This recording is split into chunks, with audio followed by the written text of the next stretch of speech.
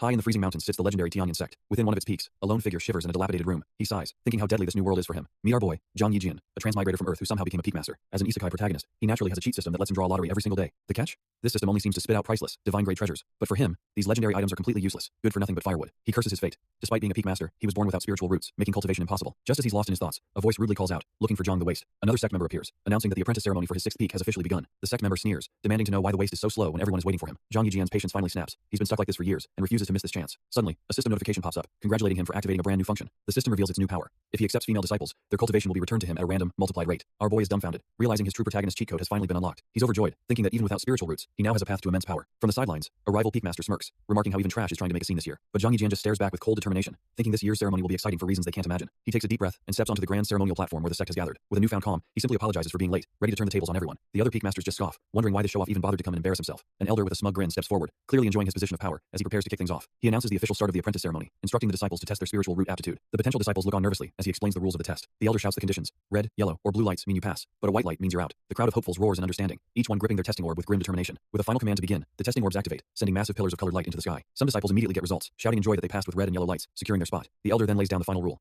Those who passed must choose a master, but each peak only has 9 spots. It's a total free-for-all as the disciples scramble, shouting the names of the famous masters they want to join. Amidst the chaos of disciples choosing masters, the 6th peak remains dead silent. Our boy, Zhang Yijian, stands alone, a total outcast with 0 prospects. The other peak masters just laugh, mocking him for even daring to show up and embarrass the sect. But then, a quiet voice cuts through the noise. A young woman named Zhao Yurong steps forward, asking to become his disciple. Hess completely dumbfounded and asks if she's sure, but she claims her social anxiety makes his empty peak perfect. Desperate for any disciple, he immediately accepts her, not questioning her flimsy excuse. The moment he agrees, her face twists into a sneer. She reveals she only joined to use his peak's resources, calling him a waste. But her scheme backfires as the system immediately rewards him for accepting a disciple with 2 divine-level techniques. Hess stunned to realize these god-tier skills don't even require cultivation. He's just automatically mastered them. Our boy feels this new power coursing through him, vowing to make everyone pay for years of humiliation. But before he can even savor it, some arrogant elder tries to poach his new disciple, calling him a talentless waste. The old man tells Zhao Yurong that even sweeping floors for him would be a better choice than following a loser. Suddenly, a cold voice cuts in as Zhang Yijian steps forward, asking just who he was calling a waste. The elder isn't fazed, sneering that he's just trash who was protected by an ancestor who is now long dead. Zhang Yijian's eyes narrow with pure rage, daring the old fool to say that one more time. The elder just scoffs and unleashes his own intimidating aura, ready for a throwdown. He screams it in his face, calling him a waste over and over, demanding he be kicked out of the 6th peak. Our boy simply closes his eyes and takes a deep, calming breath, much to the elder's confusion. Then he opens them, and a terrifying, divine power erupts, leaving the arrogant elder utterly dumbfounded. And before the elder can even blink, our boy delivers a thunderous slap right across his smug face. The old man is completely floored, sputtering in disbelief that a waste would dare to strike him. Zhang Yijian's gaze is pure ice as he confirms it.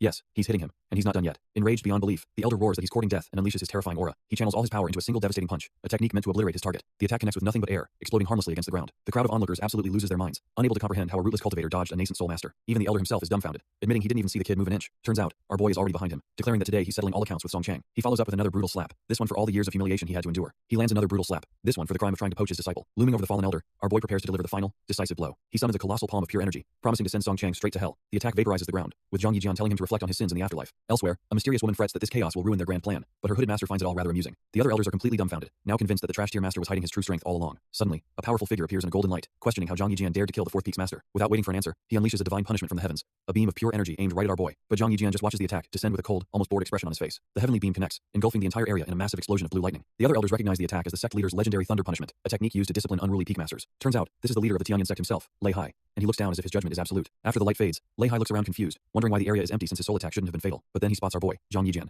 standing there without a single scratch on him, and the sect leader is left dumbfounded. Zhang Yijian calmly asks if it was really necessary to attack him, without even hearing his side of the story. Lei Hai is completely baffled, unable to process how this kid could be totally unscathed after taking a direct hit. The crowd of elders erupts in disbelief, with one recalling how it took him 6 months to recover from that very same punishment. Internally, Zhang Yijian lets out a sigh of relief, thanking his Sky Shadow body system for the clutch protection. The sect leader tries to regain control, formally accusing him of harming a colleague. But our boy isn't having it. With a chilling smirk, Zhang Yijian cuts him off, suggesting that if he's so eager to judge, maybe he should just give up his seat. Our boy coolly explains he was just defending himself, asking the sect leader what exactly he did wrong. The crowd starts murmuring, confirming the dead elder attacked first and whispering that he was the sect leader's brother-in-law. Another peak master tries to play peacemaker, giving our boy a thumbs up and telling the fuming sect leader to just let it go. But he quietly warns Zhang Yijian that he can't offer any more protection, telling him to watch his back from now on. Cornered, the sect leader saves face by booming that the ceremony is over, ordering all masters to take their disciples and leave. A female disciple watches them go, completely stunned and wondering how the rumored trash tier peak master is actually so powerful. With the drama over, Zhang Yijian turns to his new disciple, Zhao Yurong, and tells her it's time to head back to Tianyan Peak. The two of them begin the long walk back to the desolate, snowy 6th peak. But as they walk, her accomplice reveals their true mission, to steal something called the Thunder Vein, though Zhao Yurong worries they'll be caught. Her partner scoffs, saying their new master is a weakling who can be easily crushed with their powerful artifacts. Our boy and his new disciple, Zhao Yurong, finally arrive at the desolate 6th peak, with her little companion in tow. The moment Zhang Yijian steps foot on the peak, he activates a ridiculously powerful defensive array. Zhao Yurong and her pet, Dolly, are immediately blasted back, completely dumbfounded by the sudden surge of power. She goes flying as our boy just watches with a smirk, knowing full well what he's just unleashed. Landing hard, she clutches the dizzy Dolly, wondering what on earth just happened to her little companion. The poor creature complains that it can't breathe because the entire peak is radiating an overwhelming artifact pressure. Zhao Yurong is floored. She came here to rob a trash tier master, but it turns out his home is a fortress of priceless treasures. She looks over to see Zhang Yijian casually sitting by a fire, telling her to come warm up since it's so cold. Completely Completely stunned and shivering, she cautiously approaches her unfathomable new master. He then hands her a glowing golden book, a divine-grade technique, and tells her to toss it in the fire to stay warm. Zhao Yurong's mind short-circuits. She can't believe he wants to burn a god-level technique. She frantically tells her master it's a priceless treasure, but he just calls it worthless, claiming they have plenty. With a smug look, our boy points to a corner of the room, telling her to just look over there. Her jaw drops as she realizes he wasn't kidding. Divine techniques are piled up like firewood. He then casually offers her a few to practice with, since it's a better use than just burning them. Not needing to be told twice, she dives headfirst into the mountain of priceless knowledge. She emerges from the pile, overjoyed, thanking her master for this unbelievable gift. The moment she opens the book, a profound energy surges through her. A brilliant light erupts as she instantly achieves a breakthrough, dumbfounded by the technique's raw power. Even her little companion Dali is stunned, finally understanding that this entire peak is a legendary treasure trove. A single glance at the technique sends a wave of pure energy through her body.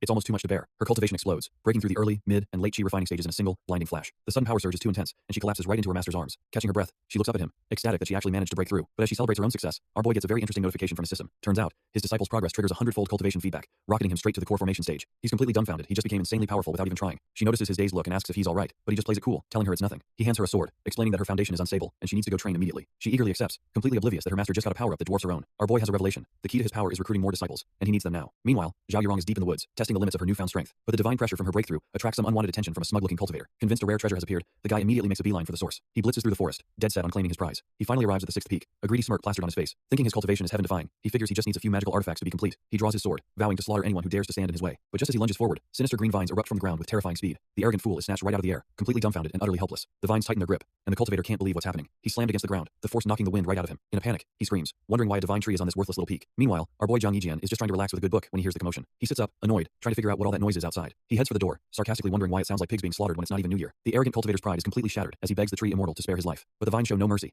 slamming him face first onto the stone steps. He's left dazed and broken, his grand plan to steal treasure ending in utter humiliation. Zhang Yijian steps outside to find the trespasser on his doorstep and casually asks if he's okay. The battered cultivator looks up, dumbfounded, and weakly asks who this person is. Zhang Yijian grabs his hand, amused by the sheer audacity of the question. He asks if the guy is kidding, trespassing on his peak, and then asking for his identity. A horrifying realization dawns on the cultivator. This pretty boy must be the peak master. His fear instantly flips to greed, thinking if he kills this guy, all the treasures will be his. He channels his energy, preparing to unleash a devastating attack on our boy. The arrogant fool declares that his era of domination begins now, completely underestimating his opponent. But before he can even move, Zhao Yurong appears out of nowhere, demanding to know who this intruder is. With a flash of her sword, she intercepts the attack and sends the cultivator flying. She lands gracefully, a little flustered but having effortlessly dealt with the trash-tier intruder. Our boy Zhang Yijian screams for her to stop, realizing she's about to go way too far, but it's too late. With a sound like a sneeze, Zhao Yurong unleashes an absurdly powerful blast that completely engulfs the intruder. The arrogant cultivator is left twitching in a crater, foaming at the mouth, and utterly defeated. Zhao Yurong just smirks, feigning innocence and saying she might have used a little too much strength. Zhang Yijian rushes over to the body, lamenting what a shame it is to lose such a promising disciple. He checks for a pulse and starts complaining that his path to power just got harder now that his new disciple is dead. A worried Zhao Yurong quickly points out the man's identity, warning that he appears to be the Holy Son of the Jiang family. The title Holy Son gives Zhang Yijian pause, realizing this could be a huge problem. Suddenly, his system chimes in, telling him a potential disciple has been found, and he needs to go to Han Hai City. He's completely dumbfounded. The system wants him to recruit a dead guy. He decides he has to go investigate this potential system error himself. Our boy tells Zhao Yurong he's off to improve his skills, then blasts off into the sky. The moment he's gone, she and Dali share a sinister grin, their true intentions clear. Zhang Yijian muses that thanks to his core formation stage, the journey won't take long at all. In what feels like no time, he arrives at the gates of the sprawling Han Hai City. Meanwhile, inside the city, a brutal beatdown is already in progress. The defeated woman looks up in despair, thinking how her opponent, the Holy Son Jiang Yayun, is a monster. Jiang Yayun declares that as a waste of family resources, she doesn't even deserve to live. With a furious roar, he channels a massive surge of lightning energy. The attack connects with a blinding flash, slamming her against the ground. She's left completely unconscious, her fate hanging by a thread. An elder looms over the defeated woman, telling her to stop resisting and destroy her own meridians for the good of the clan. She spits back with defiance, accusing the elder of being blind for letting the Holy Son get away with secretly eating golden pills. The elder is absolutely furious at her audacity and orders his men to form a formation and execute her on the spot. The Jiang family members begin to gather, muttering that she shouldn't blame them as they activate a lightning formation. A massive surge of electrical energy crackles through the air as their attack prepares to launch. But just as the spell is about to hit, a powerful voice from the heavens demands to know who dares make trouble in the Jiang family. A man crackling with lightning descends from the sky, coolly introducing himself as Lei Busi. The Jiang family elders are dumbfounded, recognizing the name as belonging to someone from the infamous Lei Ting sect. Lei Busi smirks, surprised that such a trash-tier family would recognize him, as the elder respectfully asks his business. He points to the unconscious woman, asking for her price since her thunder spine is exactly what he needs to level up. He tells them it's a waste to just kill her, offering them a favor from the Lei Ting sect if they sell her to him instead. The elder, Jiang Dengtian, immediately agrees, already dreaming of how his family will dominate the city with such a powerful backer. But the woman isn't having it, screaming that she'd rather die than let any of these scumbags benefit from her. Jiang Dengtian just scoffs, ordering her to shut up and make her final contribution to the family by following young Master Lei. With a last burst of defiance, she channels her remaining energy, lightning crackling around her as she prepares for one final move. Lei Busi just smirks, completely unimpressed and mocking her pathetic attempt to escape. He instantly closes the distance, striking her down while demanding she hand over the thunder spine. She's thrown to the ground, utterly defeated and with no hope left. But then, a new voice cuts through the air as our boy Zhang Yijian appears, looking down and calling the system's chosen disciple pathetic. He then calmly reaches down and helps the dumbfounded woman to her feet, right in front of everyone. Lei Busi is absolutely livid, yelling that this saves him the trouble and demanding Zhang Yijian hand her over immediately. But our boy completely ignores him, gently asking the woman her name. She's shocked but manages to introduce herself as Jiang Yayun. He then looks her dead in the eye and asks a simple question.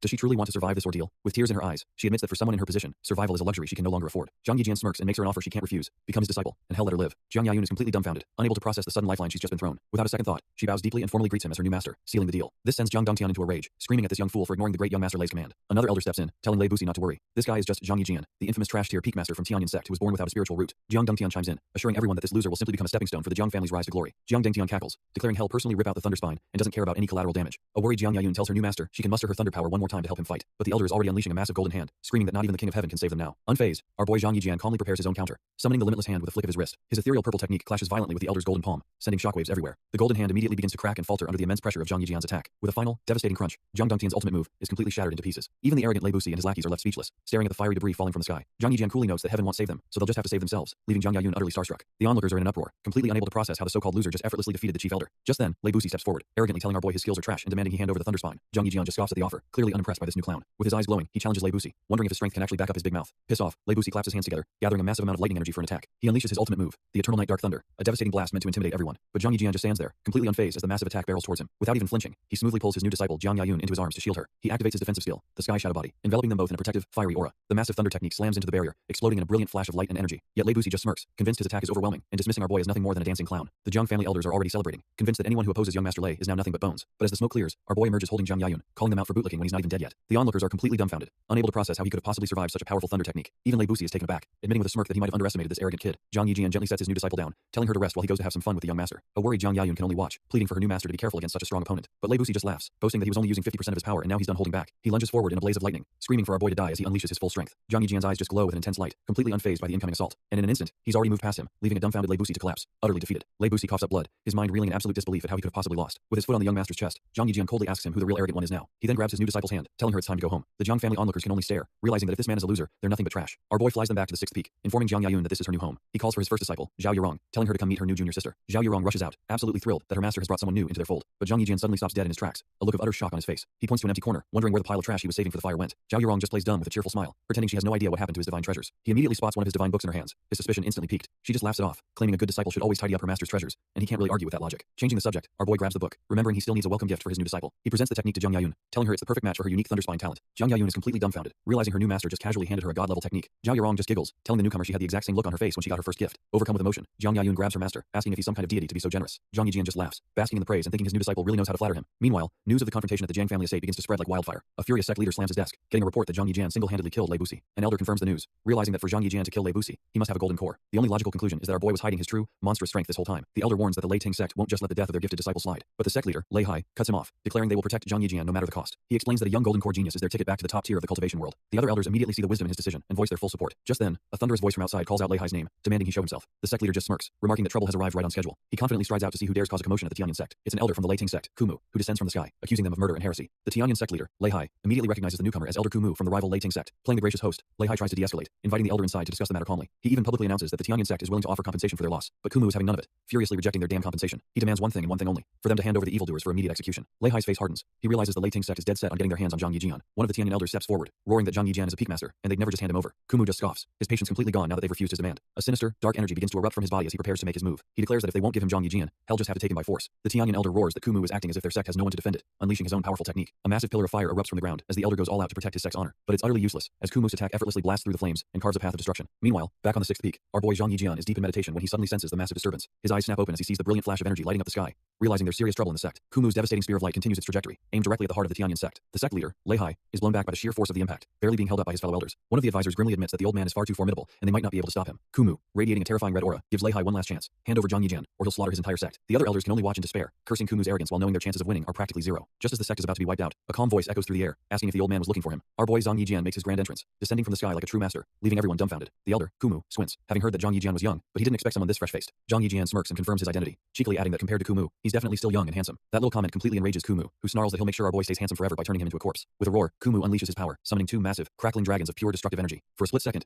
Jiang Yijian is taken aback, realizing the immense pressure is coming from a golden core expert. The devastating energy beam screams through the air, aimed directly at our boy's head, but Jiang Yijian doesn't even bother to move, watching the attack with an almost bored expression. The attack smashes into an invisible barrier, exploding harmlessly as his system's Sky Shadow Body kicks in to protect him. Kumu scoffs, calling our boy a disappointment who's just as trash tier as the rumors claimed. The Tianyan sect elders watch in horror, convinced that Jiang Yijian has been completely annihilated. But as the dust and smoke begin to settle, a single foot steps forward, totally unharmed. Our boy emerges without a scratch, casually complaining that the blast almost messed up his perfect hairstyle. Kumu is stunned but tries to save face, telling him he can brag for a whole year about surviving a single hit. Jiang Yijian, however, is done playing around and internally asks his system to scan the old man's power level. The system immediately confirms his suspicions, flashing the intel. Golden core mid-stage. He realizes this is a bit tricky, since his opponent is a full level higher than his current cultivation. But a sly grin creeps onto his face as he realizes he doesn't need to win. He just needs to delay things a bit longer. The old geezer, completely oblivious, just gets more excited, his eyes glowing as he says the kid's resistance is making this fun. Kumu unleashes his ultimate technique, summoning a roaring flame dragon to incinerate our boy. But Jiang Yijian just stands there, a smirk on his face as the attack crashes against an invisible barrier. He even taunts the old man, telling him to be careful not to break his fragile bones. The elder brings his staff down with full force, only for Jiang Yijian to stop it cold with his bare hand. Realizing he's at his limit, our boy internally screams at his his system to give him the cultivation feedback now. The system obliges, instantly dumping 1,000-fold return of his disciple's cultivation energy into his body. In a brilliant flash of light, his power explodes as the system announces he's just reached Golden Core mid-stage. Now, on an even playing field, he effortlessly dodges the next attack and counters with a swift kick. Before the elder can even react, a glowing fist smashes right into his gut, making him howl in pain. The blow connects with devastating force, sending the dumbfounded Kumu flying across the battlefield. The elder crashes into the ground with enough force to shatter the very earth beneath him. He's sent skidding across the arena, a broken mess after that single, overwhelming punch. His fellow sect members rush to his side in a panic, screaming his name. Meanwhile, the Tianyan sect elders are losing their minds, unable to believe someone just one-shotted a Golden Core mid-stage master. Our boy just smirks, thinking his disciple did a great job accumulating all that energy for him. A battered Kumu gets help to his feet, admitting with grudging respect that Zhang Yijian hid his true power well. But Zhang Yijian isn't having it, coldly telling the old man to get lost before he tears his bones apart. Finding a second wind, the elder warns him not to get cocky just because he won a single exchange. He declares that the Lei Ting sect has plenty of ways to deal with arrogant trash like him. With a surge of power, he begins a new technique, calling forth a massive sword of pure lightning from the heavens. The Tianyan elders are completely rattled, recognizing the attack as the legendary Heaven Demon Sword, a treasure said to kill even Yuanying stage masters. Kumu gloats from afar, challenging Zhang Yijian to survive this ultimate technique. But our boy just smirks, calling the divine sword a piece of junk that wouldn't even be good for a campfire. He effortlessly summons a simple, unadorned sword that clashes with a massive lightning blade. The collision results in a blinding explosion that rocks the entire arena. When the smoke clears, the Heaven Demon Sword is gone, and Zhang Yijian's plain-looking sword is just sitting there, embedded in the ground. Kumu is dumbfounded, trying to save face by telling Zhang Yijian he might let him go if he begs. Suddenly, the Lei Ting sect leader roars in realization, screaming that he will avenge Lei Busi. But before he can even move, Zhang Yijian appears behind the stunned Kumu, his blade raised for the final blow. With a single, brutal strike, our boy ends the elder right where he stands. Our boy mockingly apologizes, lamenting that he struck too hard and didn't give the elder a chance to beg for his life. The remaining Lei Ting sect members are in a full-blown panic, screaming that not only did he dodge the divine sword, but he also killed Elder Kumu. Zhang Yijian turns to the terrified survivors and tells them to warn their sect master that he'll go easier on them next time. With a single command to get lost, he sends the entire delegation scrambling for their lives, utterly broken. Even the Tianyan sect leader is dumbfounded, calling our boy a monster for pulling off such an impossible feat. After the chaos dies down, Zhang Yijian comes face to face with his own sect leader, Lei Hai. He offers a very pointed and sarcastic thank you to the sect leader for his protection during the fight. Lei Hai, not missing a beat, plays along and tells him there's no need for politeness, as they are all family. An elder points out that Zhang Yijian has reached the mid-Golden Core stage, and our boy just shrugs it off as a battlefield promotion. Impressed by this display, the sect leader decides to reward his talent with access to the legendary Xuanyan Pavilion. The sect leader explains that the Xuanyan Pavilion is the sect's ultimate treasure trove, and he's making an exception for our boy to pick one heaven-grade artifact. The other disciples are absolutely losing their minds, green with envy over the sect leader's insane generosity. A friendly peak master even explains that heaven-grade artifacts are the ultimate treasures of a sect, just one step below the legendary divine grade. But Zhang Yijian just scoffs at the offer, claiming he has so many divine artifacts at home that he could use them as firewood. The entire crowd is dumbfounded, wondering if our boy's brain is completely broken for turning down such a priceless reward. He gives a lazy thanks to the sect master for the thought, and casually begins to walk away, hands behind his head. Suddenly, in a moment of pure karma, our boy misses his step and eats the floor right in front of everyone. Picking himself up, he wonders what the hell is wrong with the stairs, questioning why a piece is suddenly missing. The friendly peak master awkwardly explains that the steps were actually damaged during his recent, over-the-top battle. Realizing it's his fault, Zhang Yijian just smirks and pulls out a glowing golden brick, offering to fix the damage right away. Without a second thought, our boy gleefully slams the golden brick into the broken step. An earth-shattering flash of golden light erupts, blinding every single person in the vicinity. When the light fades, the entire staircase is paved in shimmering gold, and Zhang Yijian just stands there, job done. The other masters are freaking out, feeling an immense, terrifying pressure radiating from the new floor. Our boy, oblivious to their panic, just waves goodbye and tells the elder he's heading out. But as he walks away, a colossal spirit tiger made of pure energy manifests from the golden steps. The divine beast lets out a spiritual roar, its ancient power washing over the stunned crowd. The friendly peak master finally puts it together, realizing with horror that Zhang Yijian used a divine artifact to fix a floor tile. Meanwhile, our boy arrives back at his peak, cheerfully announcing that he's back. He's met with a trashed and empty hall, leaving him completely dumbfounded as to where his disciples have gone. Suddenly, a scream echoes from inside the training hall. Our boy's blood runs cold as he recognizes the voice of his disciple, Zhao Yurong. He immediately smashes the doors open, fearing the absolute worst. Without hesitation, he rushes in, frantically calling out to her. He bursts in to find both his disciples writhing, surrounded by a strange golden aura. Zhang Yijian is completely stunned, having no clue what he's just walked into. The two girls cry out that they can't take the pressure anymore. Turns out, they were both having massive cultivation breakthroughs at the exact same time. He lets out a huge sigh, realizing it was just a false alarm and they were only cultivating. But just as he turns to leave, Zhao Yurong calls out, telling her master to wait. She tells her master she has a request, and he's all ears. Without warning, she drops to her knees, begging for permission to go down the mountain and visit her home. Our boy is completely baffled by the drama, telling her she can leave whenever she wants because this place isn't a prison. Since he has nothing better to do, he decides he'll tag along with her tomorrow, which clearly catches her off guard. He immediately picks up on her hesitation and asks if she has a problem with him coming. She quickly explains that she actually ran away from an arranged marriage and joined the sect to get strong enough to fight back. But now that she has a powerful master like him, she feels safe and would be honored to have him accompany her. With the plan settled, he tells both his disciples to get a good night's rest for the journey ahead. And just like that, the rooster crows, signaling the start of a new day. Our boy wakes up with a massive yawn. Another day, another chance to be overpowered. As soon as he's conscious, his system chimes in, reminding him it's time for his daily gacha pull. He groggily accepts the gift, casually remarking that it's just another lottery for him. The system drops a puppet paper man, a divine level artifact that can summon a random being stronger than him once a day. He's so used to getting god tier loot that he just shrugs it off as boring and gets dressed to meet his disciple. He opens the door to find Zhao Yurong already waiting, telling him she's all set to leave. Hez a little surprised she's up so early, but she seems eager to get going. With everything ready, he gives the signal and the two of them set off from the sixth peak. As they journey, he asks her to fill him in on the details of her family situation. Turns out, her family situation is a complete mess, starting with a gang kicking down their front door. The leader, a smug-looking young master named Cao Yong, calls for the head of the house to greet his guests. Her father, Master Zhao, comes out with his family, pleading that he couldn't stop his daughter from escaping her marriage. But Cao Yong isn't having it. He smugly states that he wanted that woman, and now a price must be paid. He coolly opens his fan and declares that the price for this insult is Master Zhao's life. The entire Zhao family is dumbfounded, unable to believe he'd demand a life over a broken engagement. Master Zhao warns him not to push things too far, as his thugs begin to surround the family. But Cao Yong just scoffs, reminding him that this is his family's territory, and he can do whatever he wants. With a wicked grin, he gives the order, and his thugs charge forward to take Master Zhao's head. The Zhao family guards leap into action, desperately trying to form a defensive line to protect their master, but it's a complete slaughter.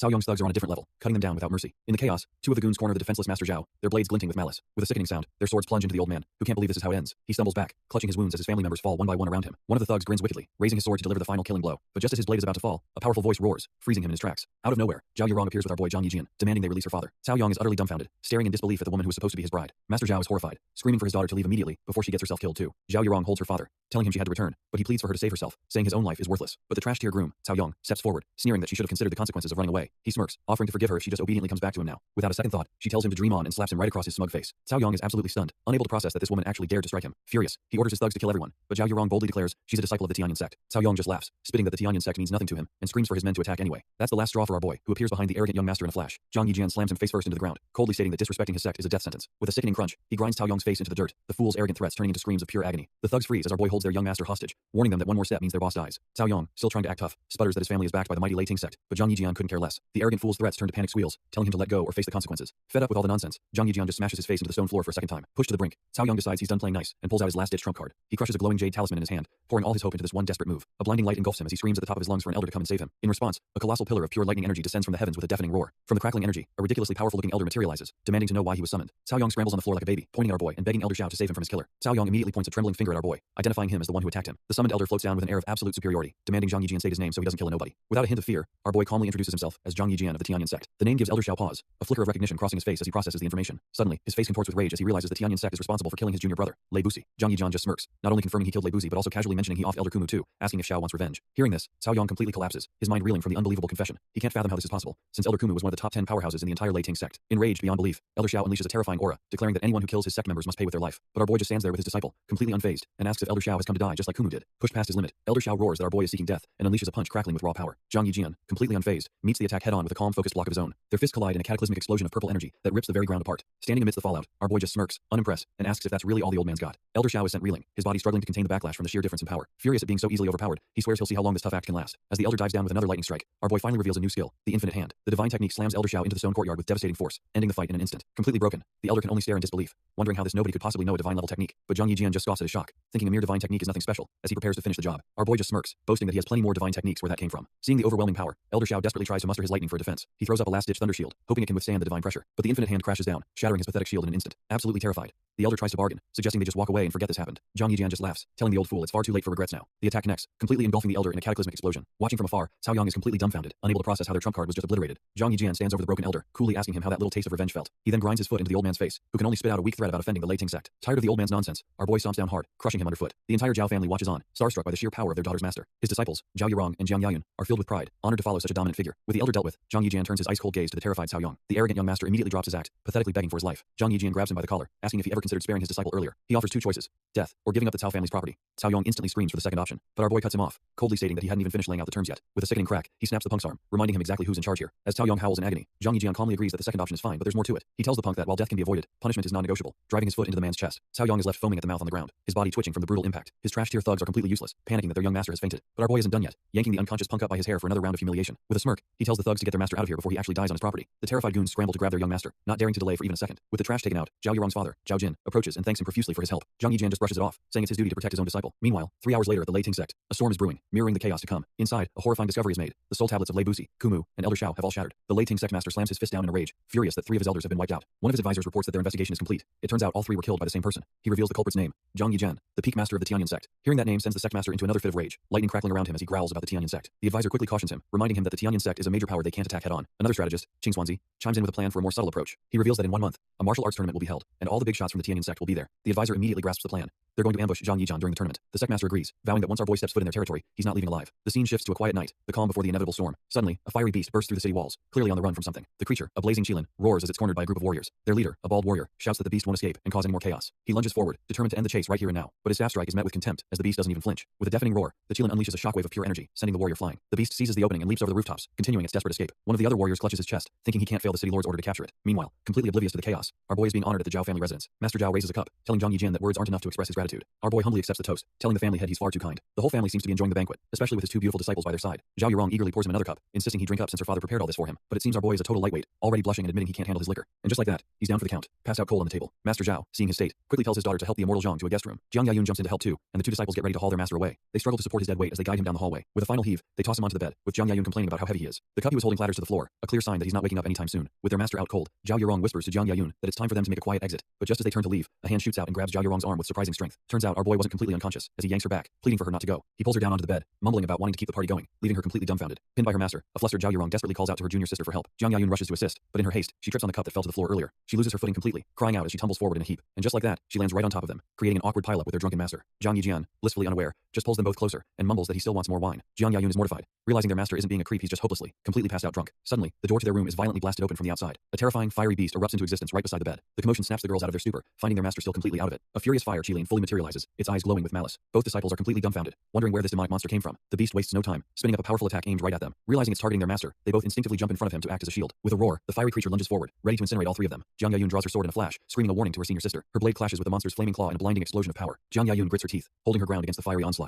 Zhao Yurong realizes this is a third-rank beast, and they absolutely must protect their master. She joins the fight, unleashing a flurry of punches that send the monster reeling back. Just then, a bald warrior appears out of nowhere, yelling for his men to chase the escaping beast. The fire Qilin shrinks down and zips away, with the warriors giving chase. But a massive, unseen attack slices through the air, stopping the pursuers in their tracks. The bald warrior is left completely dumbfounded, wondering what just happened. Meanwhile, the two disciples are already on the move, hot on the monster's trail. They know an intruder has breached their residence and are prepared to fight to the death. And there it is, the fire Qilin, waiting for them with pure malice in its eyes. But the fire Qilin ignores them, rocketing past the two disciples with a furious roar. It engulfs the courtyard in a tidal wave of flame, heading straight for the main residence. The disciples' blood runs cold as they realize its true target. Their master is inside. Without a second's hesitation, Jiang Yayun whips out a golden talisman, determined to protect him at all costs. She unleashes its power, sending a blinding beam of energy right at the charging beast. The talisman's energy slams into the fire Qilin, stopping it dead in its tracks. A massive explosion erupts, shaking the entire sixth peak to its very foundation. The commotion is so intense it jolts Jiang Yijian awake from his drunken slumber. The bald warrior and his posse are left completely dumbfounded, recognizing the insane power of a divine talisman. They can't believe their eyes. To them, casually using a peerless treasure like that means these two women must be immortals. Jiang Yayun breathes a sigh of relief, thankful for the divine talisman her master gave her. Without it, they'd all be dead. The bald warrior is ecstatic, thinking he's just been saved by a couple of genuine immortals. He immediately bows, introducing himself as Songhe and praising their world-shaking power. The disciples try to deny being immortals, but he just scoffs, thinking they're being far too modest. He points up to the balcony, insisting that saving that mortal is all the proof he needs of their divinity. But they just look at him, confused, and clarify that the man he's calling immortal is actually their master. The warrior's jaw hits the floor. The weak-looking guy he saw is the master of these two powerhouses. Meanwhile, our boy Jiang Yijian stumbles out, still half asleep, and asks what all the commotion was about. Zhao Yurong quickly reports that a monster attacked, and she had to use the divine talisman he gave her to destroy it. The warrior's mind is completely shattered, realizing this unassuming man is the true master behind the immortals. Song he is still reeling, his mind screaming that the power he just witnessed was absolutely terrifying. Our boy Jiang Yijian, still half asleep, cuts him off and bluntly asks who he is. The warrior quickly bows, explaining he's a subordinate of the city lord, sent to deal with the monster. Jiang Yijian has never heard of a city lord, but Song he begs him to meet the man, who is desperate for help. He elaborates that a fifth-rank monster is wreaking havoc,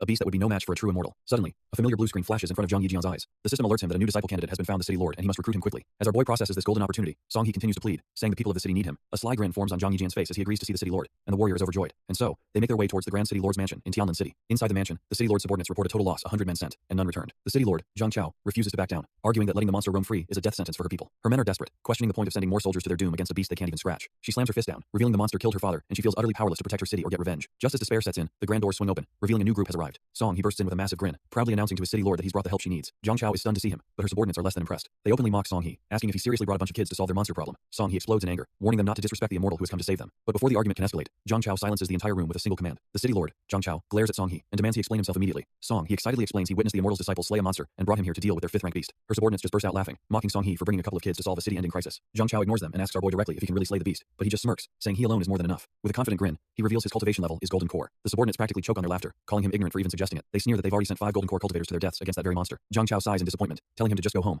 A fifth-rank beast isn't something a golden core cultivator can handle. But our boy isn't fazed and instead proposes a wild bet. If he wins, she becomes his disciple. She's completely dumbfounded by his audacity, but he just confirms with a smirk that he's dead serious. Zhang Chao agrees to the bet, but on one condition: he has to prove he's not all talk. She calls forth one of her top men, Elder Fang, telling him to spar with our boy. If the elder loses, the bet is on. Elder Fang erupts with power, manifesting a massive, roaring bear aura that fills the entire courtyard. He glares with killing intent, promising to beat this arrogant kid so badly he'll be picking his teeth off the ground. With a roar, the elder lunges forward, channeling the full force of his fiery bear spirit into a single punch. Our boy doesn't even flinch, casually gathering a wisp of blue energy in his hand to meet the attack. The devastating punch is stopped dead in its tracks by a simple, almost lazy block from Jiang Yijian. He then casually smacks the elder aside, noting with a smirk that a mid-stage golden core is at least somewhat interesting. Humiliated, Elder Fang unleashes his ultimate technique, summoning multiple fiery clones and screaming for him to stay put. He rages that our boy is just a delusional fool forever dreaming of taking the city lord as a disciple. But our boy isn't even looking at the clones. His eyes are locked on the real Elder Fang. He moves in a flash, appearing right in front of the elder and placing a hand on his forehead before he can react. With a single, brutal slam, he smashes the elder into the ground, declaring all his flashy techniques to be utter nonsense. The other subordinates are left speechless, unable to process how one of their best fighters was just one-shotted. The city lord, Zhang Chao, is forced to reconsider, realizing this man's calm demeanor hides terrifying strength. Jiang Yijian turns to her and coolly asks if she's ready to take his bet now. She agrees he has skill, but warns that the fifth-tier beast can activate its own domain, a truly dangerous ability. He just scoffs at the warning, boasting that a mere fifth-tier beast is no big deal and he'll kill it in 3 days. With the deal struck, they seal their agreement with a pinky promise, a surprisingly informal gesture. Her subordinates immediately start whispering, convinced he's just stalling for 3 days out of fear and is already a dead man. Our boy tells the city lord he's off to prepare and will be back in 3 days, leaving her looking utterly unconvinced. He immediately gathers his disciples, Zhao Yurong and Jiang Yayun, and tells them it's time to go. Back at his peak, he starts rummaging through a mountain of scrolls, searching for a specific cultivation technique he remembers getting. His disciples watch, confused, wondering why their master is acting so serious all of a sudden. After a moment of frantic searching, he triumphantly pulls out a book titled Quick Cultivation Method. He explains his master plan.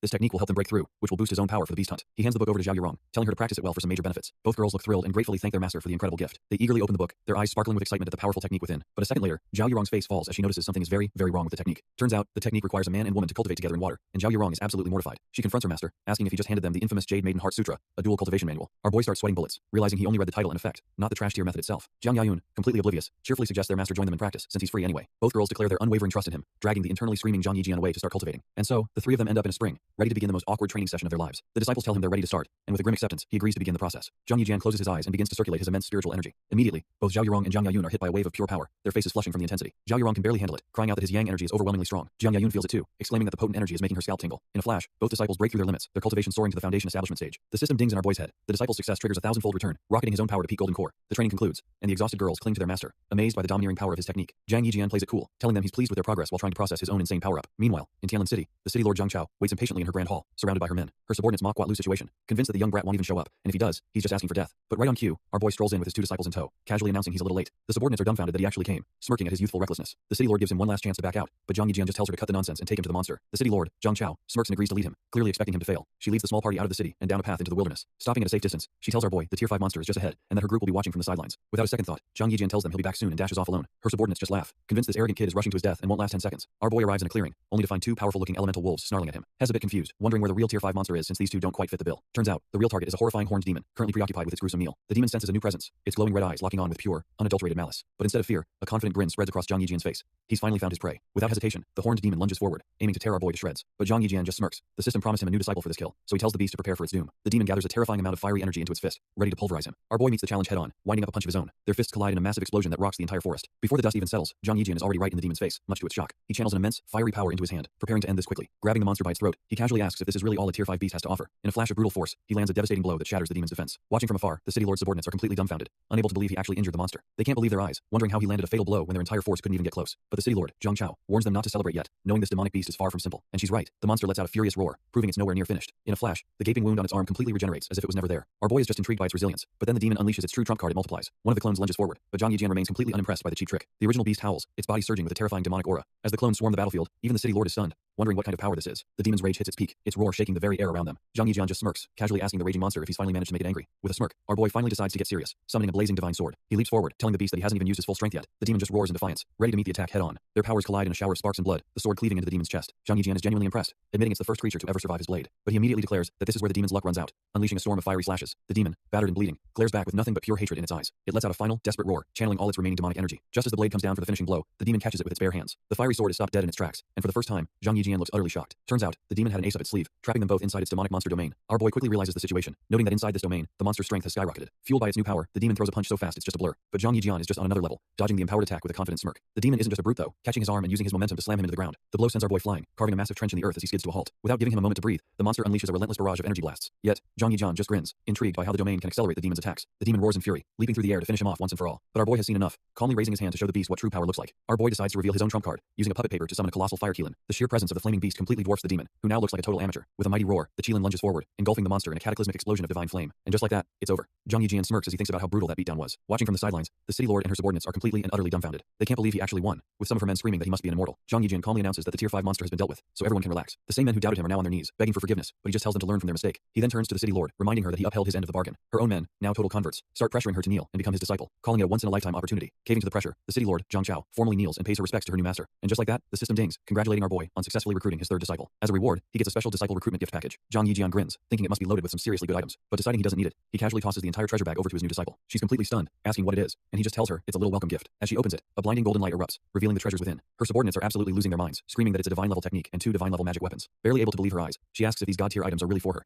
and he confirms it without a second thought. Overwhelmed by his insane generosity, Zhang Chao bows to the ground, declaring her eternal gratitude. Zhang Yijian brushes off her amazement, telling her those divine items are just minor toys and he's got way better stuff back at the 6th peak. She explains she has some business to wrap up in the city, so he just smiles and tells her to come find him when she's done. Zhang Chao is completely moved by his understanding, bowing deeply and thanking her new master for his incredible generosity. With his third disciple secured, our boy waves goodbye and begins the journey back to the sect with his other 2 disciples. Meanwhile, the Tianyan sect's leadership is in a tense meeting. Turns out the Lei Ting sect is holding a tournament and specifically invited Zhang Yijian. One of the more hot-headed peak masters slams the table, insisting this is a blatant trap and they can't let anything happen to their sect's future hope. The sect leader calmly states that he's already summoned Zhang Yijian to discuss how they should handle this obvious provocation. Right on cue, our boy strolls in, announcing he already heard the news and thinks this so-called trap is a great opportunity for some training. The entire room is left utterly speechless, dumbfounded by his casual dismissal of what they see as a clear assassination attempt. He then reveals his true plan. He's heard a legendary sacred domain opens after the tournament, and he plans to take his disciples there to get stronger. The muscular peak master immediately objects, arguing that sending our boy into enemy territory is a death sentence. Zhang Yijian just scoffs, asking if they really think the Lei Ting sect won't retaliate if he just hides. Hell simply destroy them if they try anything. Even the old advisor elder agrees, stating that since a fight is inevitable, they might as well face it head on. With the debate settled, Zhang Yijian slams his hand down, confirming he will attend the tournament on time. Meanwhile, at the Lei Ting sect, a massive, blood-red hunting formation is being activated, clearly a trap in the making. An advisor reports to the Lei Ting sect master that the formation is almost complete, with just one final step remaining. The advisor smirks and gives the order to bring in young Master Cao. Turns out, the final piece of their plan is Cao Yong, the arrogant trash who tried to force a marriage with Zhao Yurong, now looking completely broken. He pleads with the advisor for revenge, screaming that it was Zhang Yijian and an elder named Qing Xuanzi who crippled him. The advisor grabs Cao Yong's hand, telling him to stop whining because he has a plan, all while extracting a wisp of purple energy. He reveals that this is a trace of spiritual energy left behind by Zhang Yijian himself, the perfect key for their trap. With a flick of his wrist, he integrates the energy into the hunting formation, explaining it will now automatically lock onto our boy. The advisor cackles, envisioning how the formation will work once activated. An endless legion of Lei Ting soldiers will materialize to hunt Zhang Yijian down, forcing him into a deathmatch he can't escape. The day of the martial arts tournament finally arrives, and the Lei Ting sect is bustling with activity. The Lei Ting sect master puts on a friendly face, welcoming the warriors from the Ba Dao sect who have traveled from afar. A young man named Huang Hansen steps forward, announcing he's here to participate on his father's orders. More guests pour in, with masters like Han Shan and Zhu Yunfan arriving, all greeting the host, completely oblivious to the sinister plot unfolding. The Lei Ting sect master, Lei Potian, continues his charade, warmly thanking his guests for attending the tournament. Han Shan, trying to get on his good side, mentions hearing about his conflict with the Tianyan sect and offers to help out, but Lei Potian just scoffs, dismissing the entire Tianyan sect as nothing more than ants not even worth worrying about. Right on cue, an announcer declares the Tianyan sect's arrival, and Lei Potian smirks, thinking speak of the devil. The Tianyan sect leader, Lei Hai, marches in with his entourage and immediately calls out Lei Potian for his trash talk. Lei Potian is completely unfazed, sneering that since their old master is dead, there's no one left to defend their honor anyway. But then our boy, Zhang Yijian, steps forward with a grin, telling him the insults from his dead elders were far worse. With a dead serious glare, Zhang Yijian calmly admits that he was, in fact, the one who killed them. Lei Potian is absolutely dumbfounded, pointing a trembling finger and raging about how a mere mortal dares to boast like this. The other peak masters join in the mockery, sneering that the Tianyan sect is so pathetic they should just disband. Suddenly, a furious Lei Ting disciple begs his master to let him avenge the fallen Elder Shao. Not waiting for an answer, he lunges at our boy, unleashing his thunder-extinguishing world sword technique. He screams that this is also for his brother, Lei Busi, who Zhang Yijian's people also dealt with. But Zhang Yijian just smirks, effortlessly countering with a single, devastating golden palm strike. The disciple is sent flying across the courtyard like a human cannonball, engulfed in golden energy. He slams into a distant building, erupting in a massive, fiery explosion. The two peak masters who were just trash-talking are left utterly dumbfounded by the incredible technique. Lei Potian himself is completely rattled, wondering how a supposed ant could possess such terrifying power. Our boy smirks at the fuming Lei Potian, mockingly asking if he wants to send more of his disciples to get slaughtered. He then lets out a massive yawn, declaring he's tired, and that the entire Lei Ting sect can just line up outside for their turn to die while he takes a nap. Absolutely livid, Lei Potian powers up, vowing to make him sleep forever. But Zhang Yijian just looks on, completely unfazed. Just as he's about to attack, his advisor grabs his arm, reminding him that their sect's reputation is on the line. He whispers a new plan.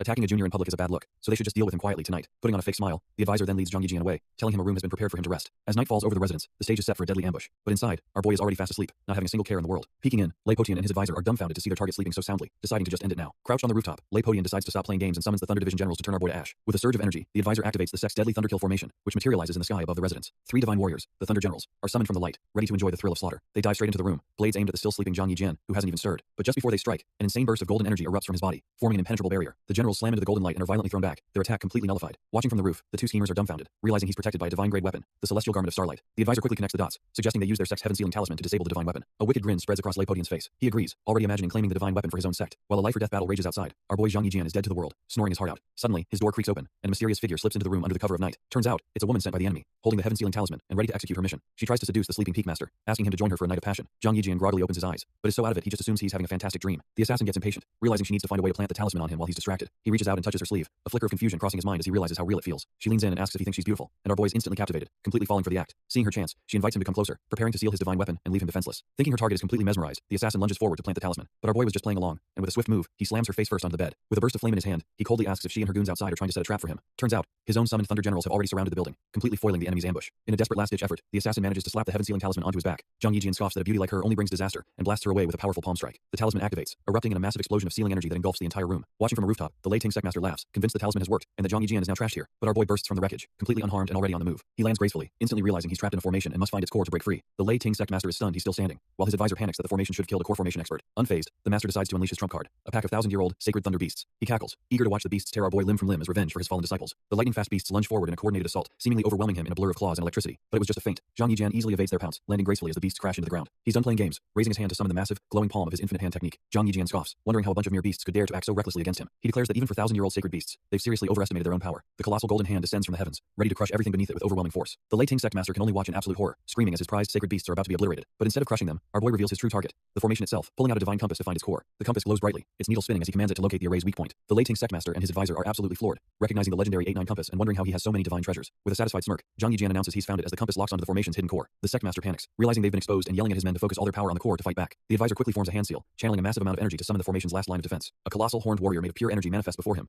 but Zhang Yijian just finds the sight mildly interesting. The giant guardian brings its massive axe down with overwhelming force, aiming to cleave our boy in two. Yet, with a cocky grin, Zhang Yijian stops the city-sized axe with a single finger, mockingly asking if this is all they've got. The guardian roars, trying to break through his defense, but it's completely useless against the golden aura protecting him. Turns out, the giant was just a puppet. The true core of the formation manifests as a horned warrior, roaring with power. The spirit howls, but it's clearly in agony, being forcibly materialized as a last-ditch defense. Our boy completely ignores the new foe, his eyes locked onto the real prize, the glowing, fiery orb that is the formation's heart. With a vicious grin, he declares he's finally found the source of all their problems. He wastes no time, rocketing forward to snuff out the formation core with his bare hands. The attack connects in a blinding flash, utterly obliterating the formation spirit in a single, brutal strike. The feedback from the formation's destruction blasts the distant Lei Ting sect master and his advisor, sending them reeling. The sect master is in pure disbelief, coughing up blood, and wondering how this guy is not only alive but powerful enough to shatter their ultimate weapon. His terrified advisor confirms their worst fears, stammering that they've been deceived and Zhang Yijian is nothing like the rumors said. All shock drains from the sect master's face, replaced by cold fury, as he realizes this heaven-defying monster must be eliminated at all costs. The Lei Ting sect master, knowing he can't win a straight fight, cooks up a new scheme with his advisor. He plans to let our boy win the martial arts tournament, granting him entry into a small realm where they can kill him without leaving a trace. With their trash tier plan set, the two cowards quickly retreat into the night before they're noticed. But Zhang Yijian is standing right there, coldly vowing to remember the debt the Lei Ting sect now owes him. The next day, the grand arena is prepared for the massive martial arts tournament. Contestants from other sects arrive, all hyped up and boasting about their plans to enter the small realm and find the Thunder God Temple. Zhang Yijian shows up with his disciples, stretching lazily as they ask if he didn't sleep well. He just smirks, telling them some small people were plotting against him, knowing full well who he's talking about. The Lei Ting sect master officially kicks off the tournament, announcing that the winners will qualify to enter the small realm. A friendly peak master explains to his disciple that this realm holds a Thunder God palace and a lost divine weapon, making this tournament a high-stakes treasure hunt. One of the disciples listens intently, finally grasping the true, high-stakes nature of this tournament. And just like that, the Lei Ting sect master announces the first match: Tianyan sect's Zhao Yurong versus Badao sect's Huang Hansen. Zhao Yurong nervously tells her master she's scared, but our boy Zhang Yijian just gives her a confident smile, telling her to go for it. Her opponent, Huang Hansan, makes a grand entrance, leaping into the arena and screaming that he'll slaughter anyone who stands in his way. He immediately starts running his mouth, calling Zhao Yurong a beauty following a trash-tier loser, and what a complete waste. A couple of other disciples in the crowd start mocking her too,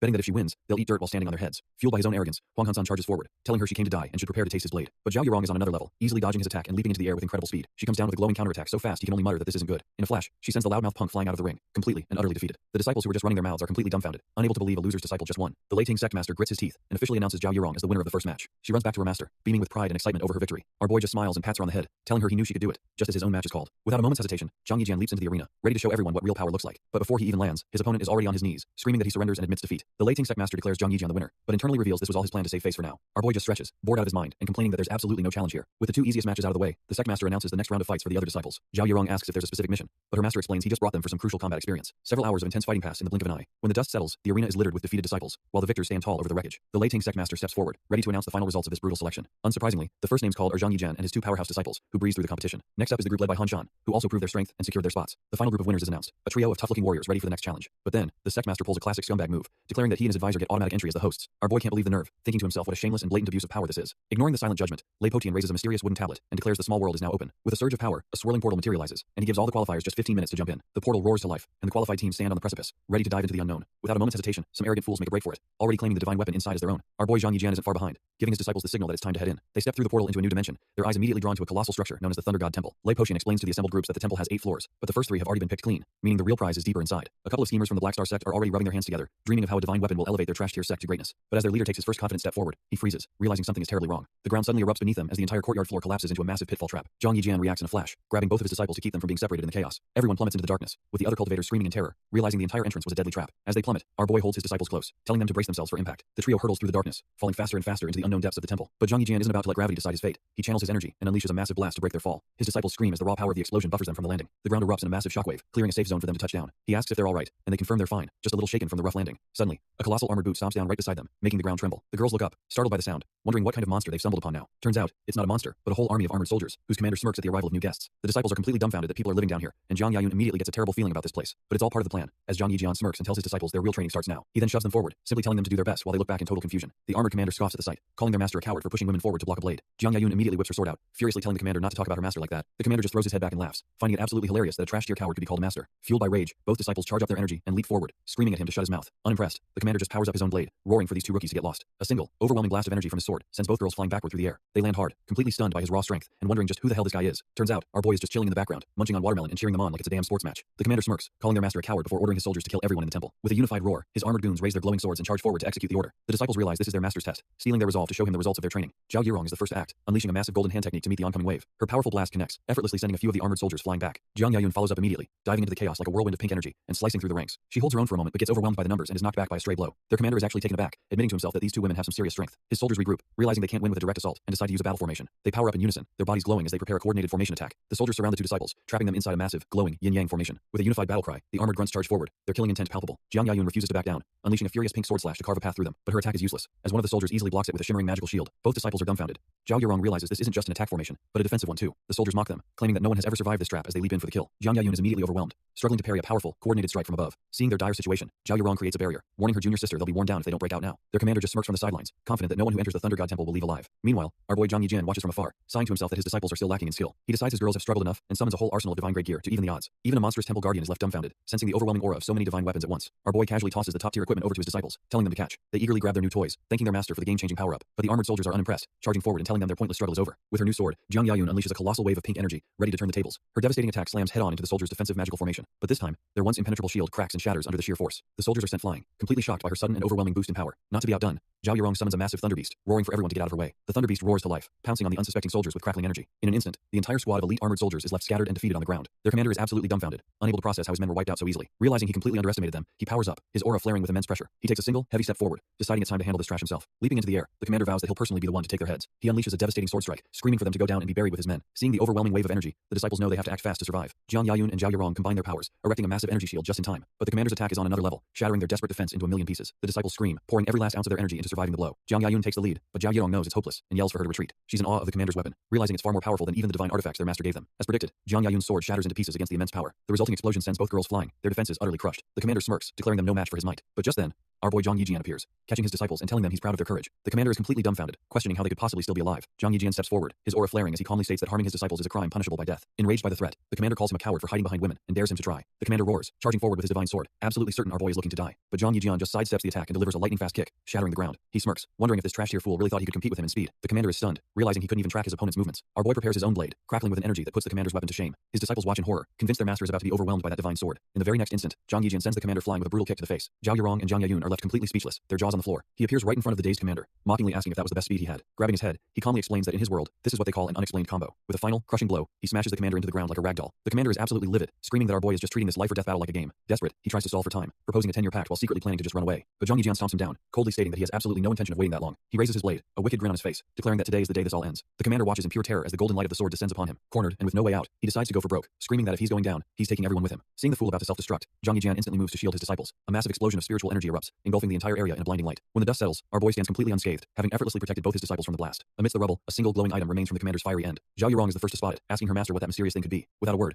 our boy moves in to investigate the unexpected loot drop. He picks up the glowing orb, sensing that there's something hidden deep inside. Deciding there's only one way to find out, he crushes the sphere in his hand. The orb shatters, revealing a rolled-up scroll that was sealed within. His disciples realize it's a map, and excitedly wonder if it leads to the commander's personal treasure. Both girls immediately latch onto their master, begging him to take them on a treasure hunt. But Zhang Yijian, ever the pragmatist, suggests that going home to cultivate would be a better use of their time. They won't take no for an answer, insisting it's just outdoor training and practically dragging him off on an adventure. Fine, he relents, figuring they might as well follow the map and see if there are any unexpected rewards. But our boy has no idea that a couple of shady characters are already watching his every move from the cliffs above. The brawny, purple-bearded leader scoffs at the idea of a casual walk, clearly knowing more than he's letting on. His mustache subordinate immediately catches on, breathlessly asking if the map leads to the legendary divine sword. The follower warns that our boy is strong, but the leader just smirks, declaring that the appetizers are over. Meanwhile, Zhang Yijian leads his disciples through a cavern, sheepishly admitting he's a bit directionally challenged. Suddenly, he stops dead in his tracks, dumbfounded by the sight of a massive, hidden waterfall. They push through the cascade into a grotto where the spiritual energy is so dense it's practically liquid. With an aura this potent, Zhang Yijian can't help but grin. This treasure hunt is looking very promising indeed. The girls are absolutely buzzing, immediately suggesting they ditch the treasure and just cultivate in this paradise. But the sheer sight of his disciples in the water sends our boy into a full-blown nosebleed. Zhao Yurong cheekily invites him to join them, with Jiang Yayun adding that the spiritual energy is perfect for dual cultivation. Zhang Yijian's mind immediately goes to the gutter, imagining a very different kind of cultivation session. Snapping out of it, he decides to let them cultivate while he reaps the benefits. He can already feel the spiritual energy surging, and just as he thinks it, his system chimes in, confirming that a massive cultivation feedback reward is pending. But just as he's about to cash in, a massive blade slices through the air, aimed right for his head. He barely flinches, effortlessly blocking the strike with a golden shield, and muttering about pirates from his old world. Looking at the pathetic blade that was just deflected, he scoffs, wondering what kind of trash-tier ambush this is. The two attackers are dumbfounded, completely confused by his strange insults and curses. Zhang Yijian just stares them down, unimpressed, as the rival leader realizes their surprise attack has utterly failed. Our boy just smirks, revealing he's known about them ever since they broke the formation that night. The purple-bearded leader is stunned, demanding to know why he waited until now to expose them. Zhang Yijian lets out a dramatic sigh, as if he's utterly bored by this whole encounter. He explains with a cold glare that he was just waiting to see if they had any more pathetic tricks up their sleeves. The follower panics, realizing they're just playthings, but his leader roars that in the face of absolute power, tricks are useless. Zhang Yijian just scoffs, sarcastically inviting them to show him this absolute power they're so proud of. Enraged, the leader decides to go all out, telling his partner to grab the map while he finishes this weakling. The two charge forward in a pincer attack,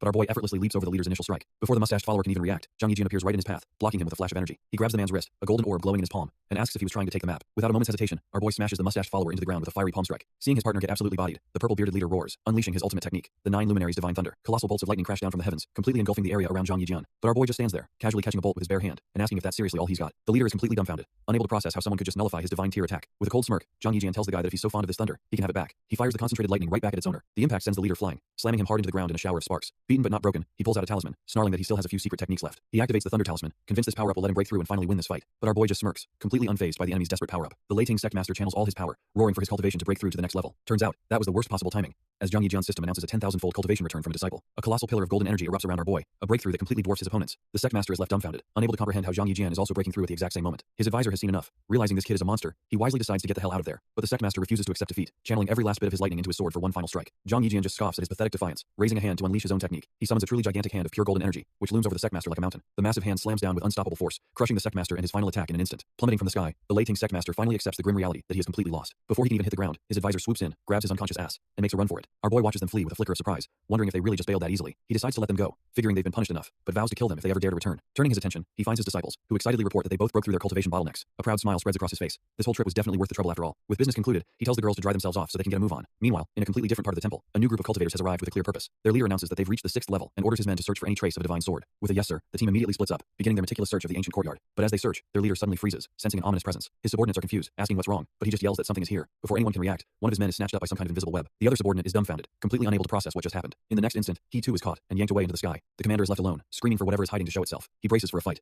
his eyes wide with a mix of fury and terror. Looking up, he's greeted by the horrifying sight of a massive spider demon with a woman's face. A blood-curdling scream echoes through the courtyard as the creature descends upon him. At that very moment, our boy and his disciples are calmly walking out of the temple, completely unaware of the chaos. Suddenly, our boy stops in his tracks, recognizing the distant screams as Zhuge Yunfan's voice. His disciples are terrified, asking if they should really proceed, but he tells them to stay close. They're going in. They follow the sound to a deserted courtyard, but there's no sign of anyone. Zhang Yijian immediately senses it. The atmosphere here is completely off, thick with a sinister aura. In the next instant, a monstrous shadow with glowing red eyes looms over the building, startling his disciples. Without a moment's hesitation, our boy whips out his sword, a purple energy swirling around it. A strange web-like projectile suddenly shoots out of nowhere, aimed directly at Zhao Yurong. He moves in a flash, pulling Zhao Yurong to safety while his glowing sword deflects the attack. Another web flies out, this time for Jiang Yayun, but he's already there to shield her from harm. With both disciples behind him, he warns them to be on guard. There's a strange beast here, and it's hostile. Jiang Yayun suddenly screams for her master to look up at the horrifying sight above them. Turns out, it's Zhuge Yunfan and his crew, all wrapped up like cocoons and hanging from a massive web. While one of them desperately begs for help, the other has lost all hope, convinced they're all about to die. The beast finally reveals herself, a grotesque spider woman who mockingly congratulates Zhang Yijian for being the first to ever escape her trap. Our boy just scoffs at the ugly creature, completely unfazed, as she asks if he's really trying to block her path. The spider woman then proposes a little game. If he wins, she'll let everyone pass, and he cautiously asks for the rules. The challenge is to rescue the captives within 15 minutes, but as she speaks, a horde of mummy-like monsters bursts from the ground. Without a shred of hesitation, Zhang Yijian accepts the deal and launches himself toward the trapped disciples. He immediately unleashes a storm of glowing shards, pinning the summoned beasts right where they stand. Before they can even react, he closes the distance and delivers a bone-shattering kick to the nearest monster. One of the trapped disciples, Zhuge Yunfan, screams for our boy to stay back, warning him the beast is a 6th-rank monster. But Zhang Yijian's attack is already a flash of blinding light, engulfing one of the mummy beasts. The glowing shards swarm the creature, wrapping around it with incredible speed. In an instant, the monster is completely sealed within a glowing cocoon. His disciples, Jiang Yayun and Zhang Chao, watch in horror and cry out, thinking their master just got himself killed. The spider woman lets out a wicked laugh, sneering that he died just like that, no different from trash. But her laughter is cut short as the cocoon of light suddenly erupts in a massive explosion. She's left completely dumbfounded, unable to believe her eyes, because from the smoke emerges Zhang Yijian, completely unharmed and already moving to free the captives. With a few clean slashes of his sword, the webs are severed, and the rival disciples fall to the ground, finally free. His disciples, Jiang Yayun and Zhang Chao, are ecstatic, realizing their master is completely unharmed. The spider woman, however, is absolutely losing her mind, screaming about how it's impossible he broke free. But our boy isn't done yet, unleashing a devastating sword technique on her summoned mummy beasts. The trash tier minions are instantly vaporized in a massive explosion. She's taken aback for a moment, but a wicked smile starts to spread across her face. Turns out, she finds this whole thing incredibly amusing, saying it's the most fun she's had in a century. Zhang Yijian, now flanked by his disciples, calmly tells her he won their little game and it's time to pass. To everyone's surprise, she agrees that a bet is a bet and simply tells them to come on in. The freed contestants are still on the ground,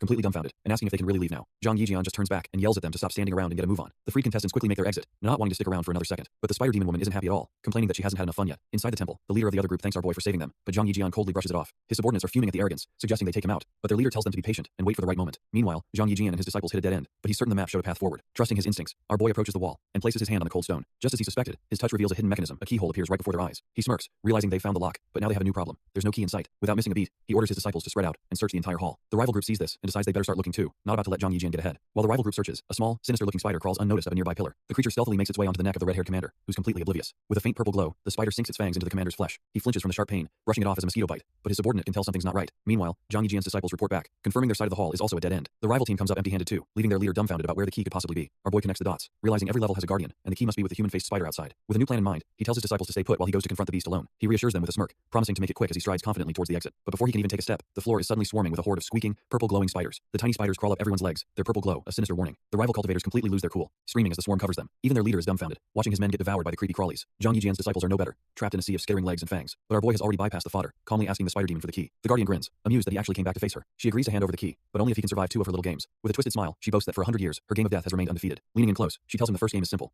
See if he can save his disciple. Before he can even process the threat, the spider demon lunges, and he realizes he's already a step behind. While Zhang Yijian is occupied, Jiang Yayun is already in the thick of it, slicing through the disgusting swarm. Zhao Yurong unleashes a massive burst of lightning, frying dozens of the creepy crawlies in one go. The other cultivators, however, are completely out of their league, screaming for help as they're swarmed. Even their commander realizes they've walked right into a death trap. Zhang Chao tries to keep a brave face, telling her senior sister that these little spiders are nothing to worry about. But just as she says that, a nearby stone wall begins to crack and explode outwards. From the dust emerges a new kind of nightmare, a hulking, humanoid spider beast. This thing is on a whole different level from the trash tier bugs they were just fighting. And of course, it didn't come alone. An entire squad of these elite monsters roars into existence. Both disciples are left completely dumbfounded, realizing the real game has just begun. The new spider warriors roar, their dark energy practically suffocating the room. Jiang Yayun, ever the brave one, charges forward with her glowing sword, refusing to be intimidated. But her courage means nothing. The monster effortlessly boots her into the air like a ragdoll. Zhang Chao tries to back her up, blasting another one of the beasts with a palm strike. It's completely useless as the creature tanks the hit and slams a fist right into her gut. Both disciples are sent tumbling across the floor, utterly defeated by the sheer power gap. Meanwhile, the red-haired commander is cornered, screaming for the monsters to stay away from him. The spider warriors get right in his face, their fangs dripping, and he braces for the end. But in a bizarre twist, the monsters suddenly leap right over his head, completely ignoring him. Turns out, he was never the target. The entire squad lands perfectly, surrounding the 2 disciples. The spider warriors were just the opening act. Now, a horde of shadowy demons descends upon the helpless disciples. But just as they're about to be torn apart, our boy Zhang Yijian arrives, absolutely radiating with fury. He doesn't even hesitate, blasting straight through the demonic ranks like they're made of paper. Watching from the sidelines, the red-haired commander is completely dumbfounded, realizing he's in the presence of a true monster. The shadow demons roar, door, trying to swarm him, but they have no idea who they're messing with. Zhang Yijian's rage boils over. He can't believe these trash-tier beasts dared to even touch his students. He gathers his power and unleashes a massive wave of golden energy, promising to destroy every last one of them. The demons are instantly engulfed in the inferno, their roars turning to screams as they're vaporized. In a flash, the entire battlefield is cleansed, leaving only our boy standing amidst the dissipating energy. He calmly turns to his disciples to make sure they're okay, and all they can do is swoon over how unbelievably cool their master is. Just as they catch their breath, a sinister purple energy coalesces above them, signaling the arrival of a far greater threat. The spider demon woman emerges from the vortex, cackling that the real game is just getting started. Zhang Yijian immediately shoves his disciples behind him, ready to face whatever this new monster throws at them. With a disgusting flick of her tongue, the demon reveals a golden key, the prize for her next twisted trial. She lays out the rules. It's a simple key, snatching battle, but if he loses, everyone in the room dies. Zhang Chao anxiously warns him that it's probably a trap, but our boy just smirks, saying tricks are useless against absolute power. The spider demon finds his confidence hilarious, mocking him for letting two easy wins go to his head. She looms over him, calling him a mere toy and questioning how he dares to even challenge her. To prove her point, she reveals a massive web littered with the bodies of past challengers, boasting that he'll soon join them. Done with the pleasantries, she unleashes a storm of energy spikes, screaming that none of them will be leaving here alive. But for our boy, this rain of trash-tier energy spikes is nothing more than a light show. He moves with impossible speed, effortlessly weaving through the deadly barrage without a single scratch. It's a masterclass in evasion, making the demon's ultimate attack look like a complete joke. The demon is dumbfounded that he dodged, but Zhang Yijian just scoffs that such clumsy tricks are useless against him. Thinking fast, she spits out a massive, sticky web, hoping to trap him midair. For a moment, it looks like her strategy worked, as our boy gets caught in the glowing snare, has completely wrapped up, and the demon thinks she's finally got him right where she wants him. She cackles, screaming that he's going to pay dearly for his arrogance and is about to die. But she celebrated way too early, as he effortlessly shatters the web and begins to channel his true power. He unleashes his signature technique, the limitless hand, smashing the demon with a colossal fist of golden energy. The demon screams as she's completely crushed between the two massive golden hands. She's sent flying, utterly baffled as to how a mere human could defeat her so easily. Her body slams into the ground, the force of the impact sending out a wave of fire. Zhang Yijian dives in to deliver the final blow, ready to end this once and for all. But just as he's about to strike, he feels a sudden killing intent right behind him. Out of nowhere, a muscular warrior appears and grabs him, completely stopping his attack cold. His disciples can only scream his name, watching in horror as their master is betrayed. The spider demon laughs, asking if he really thought this fight would be that simple. Turns out, this warrior was her backup plan all along, a hidden pawn to take him down. The traitorous warrior heaves our boy into a pit of blazing energy, thinking the job is done. But the spider demon is left absolutely dumbfounded, realizing he's protected by a divine-level defensive armor. Zhang Yijian just blasts out of the inferno without a single scratch on him. She can't process it, screaming that it's impossible for anyone to survive her ultimate trump card. With her final shriek, she dissolves, leaving behind a shimmering golden key as the floor's reward. His disciples, Jiang Yayun and Zhang Chao, immediately rush to his side, frantically asking if he's okay. Our boy just smirks, dangling the key and telling them that trash-tier ambushes like that could never hurt him. He then announces that it's time to move on, promising to take them to the 7th layer. Wasting no time, he walks over to a hidden wall and inserts the key into a lock. The wall slides open, revealing a swirling purple portal to the next, even deadlier, stage of the trial. Our boy tells his disciples to head on in, gesturing towards the swirling purple vortex. But before they can move, another group of cultivators appears, completely shocked to find the portal just sitting open. The newcomers grin, thinking they've hit the jackpot and can just piggyback off someone else's hard work. Wasting no time, the three freeloaders sprint right past our crew and dive headfirst into the portal. They all emerge into the 7th layer of the Thunder Temple, a surprisingly serene and lush forest. Zhang Yijian takes it all in, remarking to his disciples that this place is a completely different world. Suddenly, his system dings with a notification. A new disciple candidate named Meng Qi is nearby, catching him completely off guard. His thoughts are immediately interrupted by the sound of a strange chant echoing through the trees. He and Zhang Chao whip their heads around, utterly confused by the bizarre scene unfolding before them. It's a creepy procession of cultists carrying some kind of idol, chanting about summoning gods and offering sacrifices. The system confirms his suspicion, showing him an image of a terrified little girl named Meng Qi, his new disciple target. Zhang Yijian's eyes widen as he realizes the cult's intended sacrifice is the very girl he's supposed to recruit. Without a second thought, our boy steps forward, demanding to know what god requires the life of a child. The cult leader is having none of it, warning Zhang Yijian to mind his own business or face the consequences. Meanwhile, the three freeloaders who snuck in are also exploring the forest, noting the strange aura and the overwhelming presence of a powerful sword. They immediately get on high alert, realizing they've stumbled upon something big. Turns out, the source of the energy is a massive, ancient Buddha statue clutching a divine flaming sword. Elsewhere, another group led by an old master spots the statue, and the elder goes absolutely wild with joy, screaming that he's finally found it. Convinced the divine sword is his for the taking, the elder makes a mad dash towards the statue. But just as he gets close, the stone statue's eyes slowly begin to open, and it is not looking friendly. The greedy elder's celebration is cut short as the giant Buddha statue grabs him like a ragdoll. Back with our boy, the cult leader raises his strange staff, clearly not impressed by the interruption. He gives Zhang Yijian a 3-second countdown, his patience wearing dangerously thin. Without waiting, the leader unleashes a devastating wave of purple energy, screaming for him to die. But Zhang Yijian is too fast, effortlessly scooping up his disciples and leaping clear of the blast. He lands gracefully and declares that the little girl is destined to be with him, demanding they release her. The girl, Meng Qi, is terrified, pleading with him to run because these men are envoys of the gods. Zhang Yijian is dumbfounded, wondering what on earth she means by messenger. The cult leader just smirks, revealing he knows our boy is from the outside world and has killed plenty like him. The other cultists chime in, yelling at him to get lost and stop delaying their sacred sacrifice. Our boy has had enough, repeating his demand one last time. Let the girl go. The cult leader just laughs, calling him an arrogant ant for daring to challenge them. That's the last straw. Zhang Yijian blitzes forward, his patience completely gone. He slams a fiery fist right into the leader's gut, sending the so-called messenger flying. Meng Qi watches in absolute terror, thinking they're all doomed for striking a divine envoy. The leader is utterly enraged that an outsider dared to touch him and screams for his men to kill him. Zhang Yijian scoffs, calling them worthless rabble, as he summons his massive golden infinite hand. The giant palm of energy comes crashing down, flattening the charging cultists like insects. The leader is completely dumbfounded, realizing this kid actually has some serious power. Deciding his trash-tier minions are useless, he summons his own powerful staff, ready to step in himself. The leader unleashes his ultimate attack, a swarm of screaming purple souls that erupt from his staff. Our boy just scoffs, calling him an ungrateful wretch for trying to kill the very person who saved the girl. He doesn't even bother dodging, deciding to just give this clown a quick and decisive end. The leader's mind shatters. He can't believe his spirit, refined for 10 long years, was just broken by raw physical power. Before he can even process the shock, Zhang Yijian's fist slams into his chest with a sickening crunch. He collapses to the ground, his last thoughts being that this level of power is simply impossible. Meng Qi watches in horror, her little mind unable to comprehend that her big brother just killed a divine messenger. With the threat neutralized, Zhang Yijian casually turns to the girl and asks how she plans on repaying him. She looks down, explaining that she's just an orphan who begs for a living and has nothing to her name. But our boy just smiles, telling her to become his disciple so he can take care of her, leaving the girl completely dumbfounded. The little girl can hardly believe it, asking if he's serious, and our boy just gives her a reassuring smile and a pat on the head. Overjoyed, she leaps into his arms, and just like that, the system dings, confirming he successfully recruited another disciple. But her joy turns to panic as she urges her new master to flee.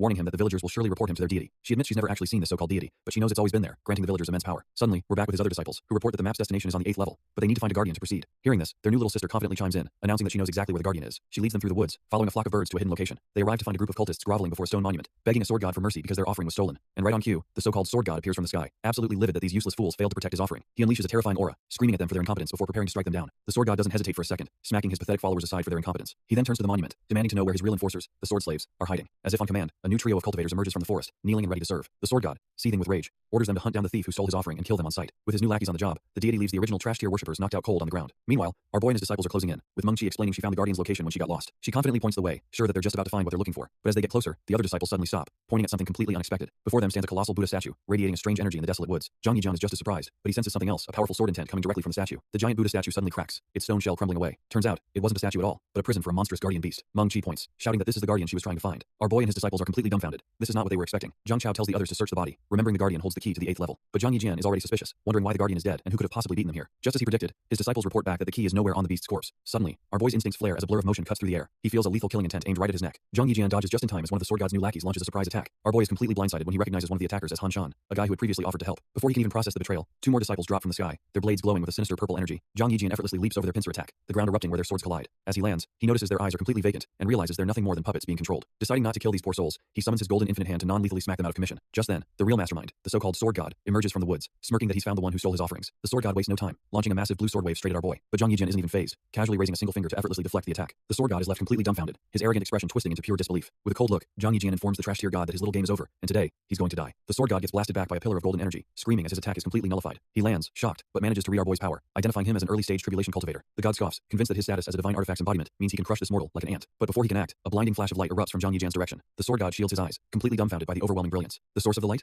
Our boy, casually sitting on a literal mountain of divine artifacts he just dumped out. The self-proclaimed god's mind shatters, his ego crumbling as he realizes how utterly worthless he is in comparison. With the trash tier god mentally broken, Zhang Yijian ignores him and pulls out a talisman, announcing he's found it. His disciples appear, and he explains to a curious Zhang Chao that it's an artifact for locking onto a specific aura. He then pulls out a compass, declaring that with the guardian dead, this will lead them straight to the key. Suddenly, a squad of worshippers storms through the forest, shouting that they finally found their sword god. Their leader points an accusing finger, screaming that this is the guy who stole all their precious offerings. Our boy is just confused, watching his compass point directly at this unfolding drama. The sword god, meanwhile, tries to regain his composure, telling himself that his noble status is absolute. A greedy thought crosses his mind, hell, just take all of that mortal's divine artifacts as compensation. But then Zhang Yijian's compass locks on, and he realizes with a shock that the key is on the sword god himself. Meng Qi desperately warns him that he's facing a god, but our boy just scoffs, calling him a simple sword spirit. The god is utterly floored. His true identity is exposed, and he knows he must kill them all to keep his secret. He unleashes his full aura, confident that his raw pressure will be enough to intimidate these fools into submission. Zhang Yijian, completely unfazed, casually asks his disciples if any of them want a sword spirit, offering to gift him to them. Zhang Chao's eyes turn to hearts as she immediately calls dibs, saying the sword spirit is super cool and she wants him. The so-called sword god is left fuming in the background, completely ignored and treated like a common prize. His loyal worshippers are absolutely livid, screaming that these heathens have offended a god and will surely face divine punishment. Our boy just casually tells the spirit that his disciple has taken a liking to him, so he should just surrender obediently. Enraged beyond words, the sword god unleashes his power, forming a massive energy sword to strike them down for their insolence. But Zhang Yijian isn't even phased, raising a single hand as a massive golden palm materializes above him, giving one last chance to give up. The two colossal attacks collide, and our boy coldly states that if he doesn't take this chance, he shouldn't blame him for being ruthless. The sword god's attack is instantly shattered, and he's sent flying backwards with a pathetic scream. He's caught in an invisible grip, struggling and contorting as if being crushed by an entire mountain. The spirit is completely dumbfounded, unable to comprehend how this mortal, who just broke into the tribulation stage, could possibly resist his divine aura. Without a word, our boy unleashes his limitless hand, a flurry of fiery strikes that slams into the so-called god. He mocks the spirit, saying he thought he was stronger, but it turns out he was just putting on a show. With a smug grin, Zhang Yijian decides that this little scuffle is pretty much settled. The sword god can only scream as he's pummeled by an endless barrage of golden energy fists. His worshippers are left speechless, their minds unable to process that their god is getting absolutely thrashed. The spirit crashes to the ground, utterly broken, and wondering how this could possibly be happening. Zhang Yijian casually strolls up to the defeated god, towering over him like he's nothing but trash. He then gives the spirit a simple choice: submit and live, or resist and die. The sword god is terrified, realizing he's never faced an opponent this monstrous in his entire existence. Swallowing his divine pride, he immediately begs for his life, offering to sign a contract and become a weapon for the disciple. Zhang Yijian looks down at the pathetic god and simply demands he hand over the key. Terrified, the sword god immediately complies, materializing the glowing blue artifact without hesitation. Our boy pats him on the head like a dog, sarcastically praising him for being wise enough to know when he's beaten. He then calls over Zhao Yurong, announcing that this divine spirit is now her personal weapon. She eagerly begins the binding contract, forcing her spiritual energy into the defeated sword god. The spirit screams as his essence is forged back into his true form, a magnificent flaming sword. Zhao Yurong is ecstatic, marveling at the sheer power radiating from her new divine weapon. With the new toy secured, Zhang Yijian uses the key, declaring that the final layer is all that's left. He leads his disciples through the swirling portal, ready for whatever challenge awaits them. But what they find on the other side is just carnage, a field of defeated warriors, leaving them utterly confused. Before they can even process the scene, a squad of border soldiers barrels through on horseback, yelling for everyone to move. Our boy reacts in a flash, grabbing both Jiang Yayun and Zhang Chao and pulling them out of the path of the stampede. The horses neigh and rear in the chaos, their riders struggling to maintain control amidst the urgency. One of the soldiers glares down at the group, angrily asking if they have a death wish for blocking their path. Just as things get tense, a general rides up and orders his subordinate to stop harassing the civilians. The soldier immediately snaps to attention, offering a quick apology to his commander. The general then turns to Zhang Yijian with a more reasonable tone, asking if he was startled by the commotion. He warns them this is a dangerous battlefield and they should leave,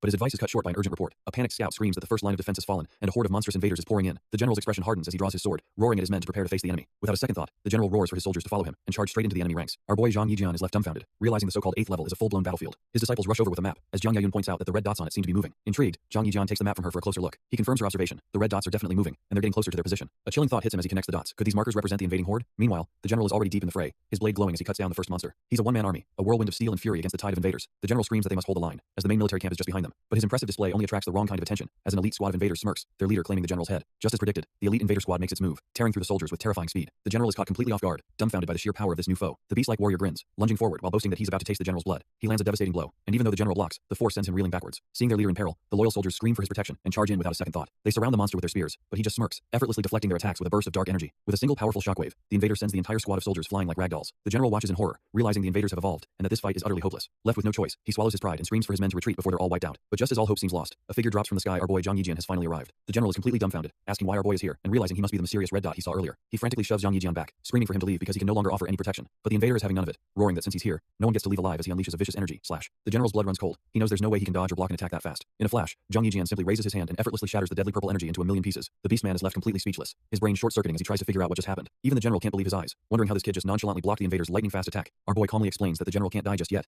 not until he figures out what this whole red dot business is about. The invader, finally snapping out of his shock, puffs out his chest and tells Zhang Yijian to get lost if he values his life. Zhang Yijian just smirks back, pointing out how the monster just told him to die and now wants him to leave, asking if he's getting scared. Enraged, the beast man roars that our boy is looking for death and lunges forward with his claws out. But before his attack can even land, Zhang Yijian casually catches his wrist, stopping him dead in his tracks. With a flick of his arm, he slams the invader face first into the dirt with bone-shattering force. The beast man can only lie there, his mind reeling in pure disbelief at the sudden turn of events. Zhang Yijian doesn't give him a second to recover, driving a powerful knee straight into his jaw. The impact is so immense it cracks the very ground beneath them, sending shockwaves outwards. Our boy stands over his opponent's broken form, not even breaking a sweat after that one-sided beatdown. The general is completely dumbfounded, his jaw on the floor as he tries to process what just happened. His soldiers are just as shocked, realizing this mysterious stranger is leagues stronger than their own commander. Seeing their leader get absolutely demolished in seconds, the rest of the invading horde panics and starts to flee for their lives. The general bows deeply, apologizing for his earlier foolishness and admitting he never recognized our boy's true strength. Overjoyed by his humble nature, the general insists on hosting a grand feast that very night to properly thank him. Zhang Yijian agrees without hesitation, and the two men shake on it, a new alliance forged in battle. As the full moon rises, the border camp transforms from a battlefield into a place of celebration. The general raises his cup, leading a toast to their savior as Zhang Yijian and his disciples enjoy the feast. It doesn't take long for the alcohol to flow, and Meng Qi can only watch as her senior sisters are already getting wasted. Seeing the writing on the wall, she decides to be the responsible one and slips off to prepare their beds. An hour later, the sounds of revelry have faded, leaving the camp in a peaceful quiet. Turns out even our boy has his limits, as he's found completely passed out cold on his bed. Poor Meng Qi is left to deal with the aftermath, grumbling as she struggles to drag her two drunk senior sisters home. With her master and senior sisters finally tucked in,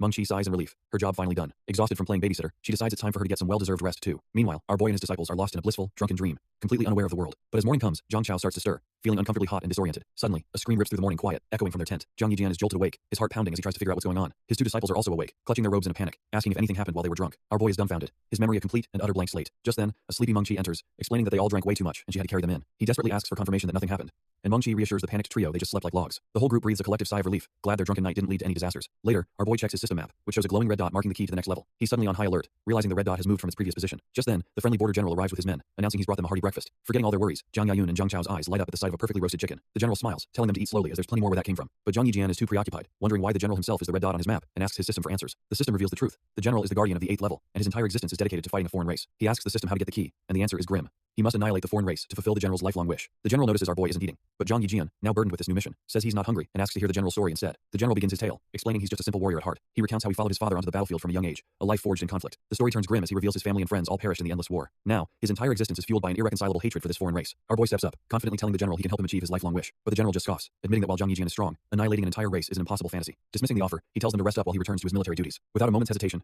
Zhang Yijian tells his disciples he's heading out to the lands of the other races. Before they can even protest, our boy is a blur, rocketing off into the wilderness. As he travels, he wonders to himself what makes these enemies so notoriously difficult to eradicate. Suddenly, our boy freezes mid-step, sensing a strange and sinister aura nearby. Peeking into a hidden cave, he's dumbfounded by the sight of countless glowing blue eggs. He realizes this isn't just a cave, it's a massive, pulsating hatchery for the enemy race. Inside, a powerful-looking king sits on a throne as his newly hatched minions hail him. The king rallies his fresh army, declaring their one true purpose is to conquer all of humanity. Hiding in the trees, Zhang Yijian finally understands this. Mother Nest is the source of their endless numbers, but his killing intent leaks out for a split second, and the Horde King immediately senses his presence. Without a word, the king launches himself forward, firing a massive energy blast right at our boy's hiding spot. The attack slams into the forest with devastating force, vaporizing everything in its path. As the smoke clears, the tree Zhang Yijian was hiding behind is completely obliterated. The Horde King stands dumbfounded, wondering if he was just seeing things since his attack hit nothing. Turns out, our boy was just too fast, having already dodged the blast and bolted through the forest. He makes a beeline for the human encampment, where soldiers are busy training for the next big fight. The border general rallies his troops, warning them that the enemy has been active and they need to be ready. Just then, Zhang Yijian zips into the camp, announcing he has critical information for the general. He declares with absolute certainty that he's discovered the one true weak point of the enemy race. The general is all ears as Zhang Yijian reveals the existence of a mother nest that spawns their endless army. But some other commanders immediately shut him down, calling it nonsense they've never seen in all their years of exploring. Zhang Yijian pleads with the general to trust him, promising total annihilation of the enemy if they just cooperate. His plan is simple and insane. He'll storm the nest alone while the army cuts off any and all escape routes. The commanders are split.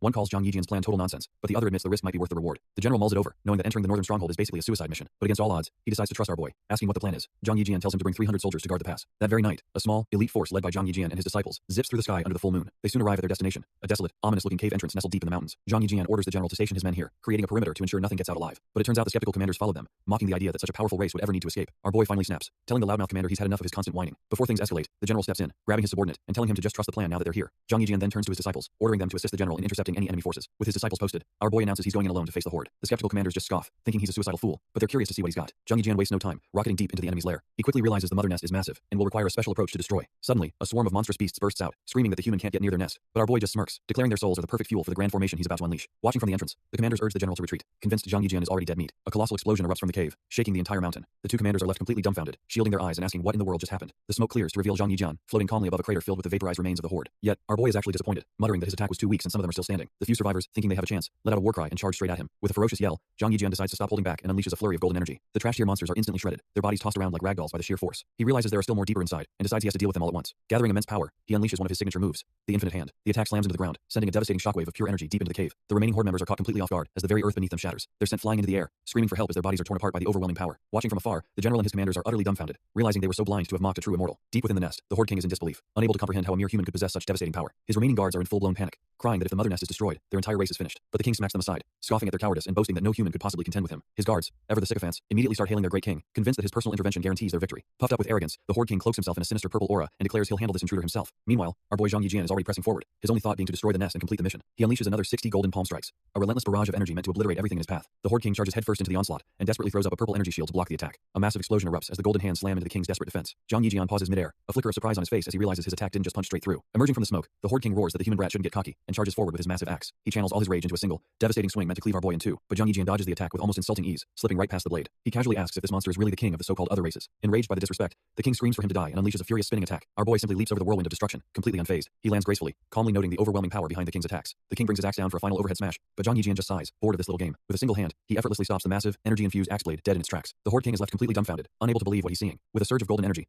Zhang Yijian decides to end this farce. He unleashes a shockwave, coldly asking the king if he's ready to die with his entire race. The horde king is sent flying, completely overwhelmed by a power he can't even comprehend. His personal guards can only stare in disbelief, realizing their invincible king was just one-shotted. The general and our boy's disciples erupt in cheers, their faith in him completely validated. Meanwhile, the commanders who doubted him are sweating bullets, terrified he'll hold a grudge. But Zhang Yijian isn't done. He summons countless flaming hands, preparing to wipe the slate clean. The sky darkens as a meteor shower of pure destruction rains down upon the battlefield. The entire invading horde is caught in the blast, their invasion turning into a mass extinction event. Seizing the moment, the general rallies his troops, ordering them to charge and leave no alien alive. The human soldiers roar in unison, charging forward to mop up the dazed and broken survivors. They clash with the remaining invaders, a brutal melee to ensure not a single one escapes. The general himself leads the charge, cutting down the stragglers with righteous fury. Half an hour passes, and the sounds of battle finally fade into the quiet of the night. Standing over a field of alien corpses, the general proudly declares a complete and total victory for humanity. Zhang Yijian then appears, casually asking the general if he was satisfied with the results. Overwhelmed, the general and his men drop to their knees, thanking our boy for his godlike support. The two skeptical commanders follow suit, begging for forgiveness, but Zhang Yijian just scoffs, saying he never took the antics of clowns to heart. He then turns back to the general, asking if this victory has fulfilled his long-standing wish. The general, practically glowing with emotion, confirms that his life's greatest desire was to annihilate this alien race, a dream he owes entirely to Zhang Yijian. With his wish fulfilled, the general dissolves into light, leaving behind a single, glowing artifact. The skeptical commanders are left dumbfounded, screaming about what just happened to their leader. Zhang Yijian catches the prize, and his system reveals it's the general's order, an item that can summon an entire army. Our boy smirks, realizing this little side quest was more than worth the trouble for such an OP item. Suddenly, the sky cracks open, as swirling purple energy begins to form a massive vortex. The portal stabilizes, and Zhang Yijian stands before it with his disciples, ready to head home. His disciples ask where the gate leads, but he just tells them not to worry. The trial is over. With a confident grin, he leads his followers, telling them it's time to return to the sect. Back in the outside world, a group of cultivators watches as the very same void gate materializes before them. A few arrogant disciples from the Lei Ting sect boast that they'll surely be the first ones to emerge victorious. Other sects are busy bickering, each claiming their own group will be the one to emerge with the divine sword. But just as they argue, the portal flares to life and our boy Zhang Yijian steps out with his disciples, leaving everyone speechless. His newest follower, Meng Qi, looks around in wide-eyed wonder, taking in the sights of the outside world. The Lei Ting contestants are completely dumbfounded, demanding to know what happened to their own sect members. From the sidelines, a smug-looking master strokes his mustache, gloating that the talent he picked was indeed the first one out. The Lei Ting disciples rush forward, getting in Zhang Yijian's face and accusing him of trapping their sect master inside the trial grounds. Our boy doesn't even flinch, coldly telling them their masters simply weren't strong enough and all died. They refuse to believe it, screaming that it's impossible for their powerful leader to have failed when a weakling like him survived. Convinced he must have cheated, the furious disciples draw their swords, ready to dish out some misplaced justice. Their leader gives the order, kill Zhang Yijian and avenge the sect master. The Lei Ting disciples charge in, but our boy Zhang Yijian is faster, unleashing a single, devastating sword strike. A massive fiery explosion erupts from his attack, shocking all the onlookers. The surviving disciples are dumbfounded, realizing he must have actually found the legendary divine sword inside the trial. Zhang Yijian just scoffs, telling them their masters died because they were weak, and he dares them to try their luck. Faced with his overwhelming power, the once arrogant disciples are now frozen in absolute terror. He dismisses the trash tier challengers without even breaking a sweat, leaving them groveling on the floor. The smug master from before congratulates him,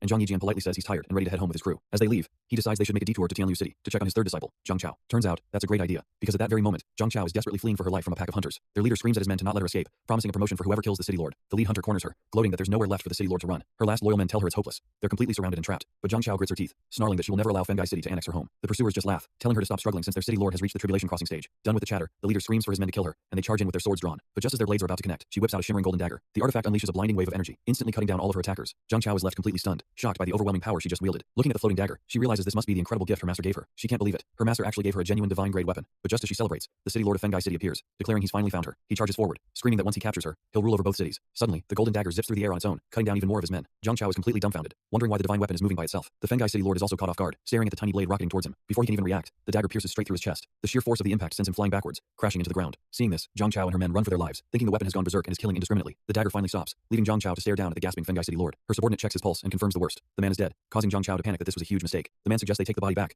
hoping their own elders have some miracle technique to revive him. Seeing no other choice, Zhang Chao pulls out a spatial ring, deciding to risk it all on this one desperate move. With a brilliant flash, she sucks the city lord's body into the ring for transport. Meanwhile, back at her own city hall, the elders are in a full-blown panic over a challenge letter from that very same city lord. Just as they're about to lose their minds, Zhang Chao calmly walks in and announces her return. An elder asks how the negotiations went, and she explains that she was ambushed and chased out before even getting to talk. The elders are absolutely furious, concluding that Fengai City is dead set on starting a war. But then Zhang Chao casually mentions she accidentally killed someone, presenting the body from the ring and asking if they can save him. The elders gather around the corpse, completely dumbfounded by the sight of the Fengai City lord's body. One of them checks for a pulse and confirms the grim reality. The man is long gone, beyond any hope of saving. Deciding to get answers, an elder prepares a divination spell to locate the Fengai City lord and see when the battle began. But the spell doesn't show a battle. It shows the city lord getting absolutely obliterated by a single, brutal punch. Zhang Chao and the elder watch the vision, and she suddenly realizes that the attacker looks incredibly familiar. Staring down at the body, the pieces click into place, and she knows exactly who was responsible for this mess. The elders are losing their minds, demanding to know how she managed to kill a tribulation crossing realm cultivator.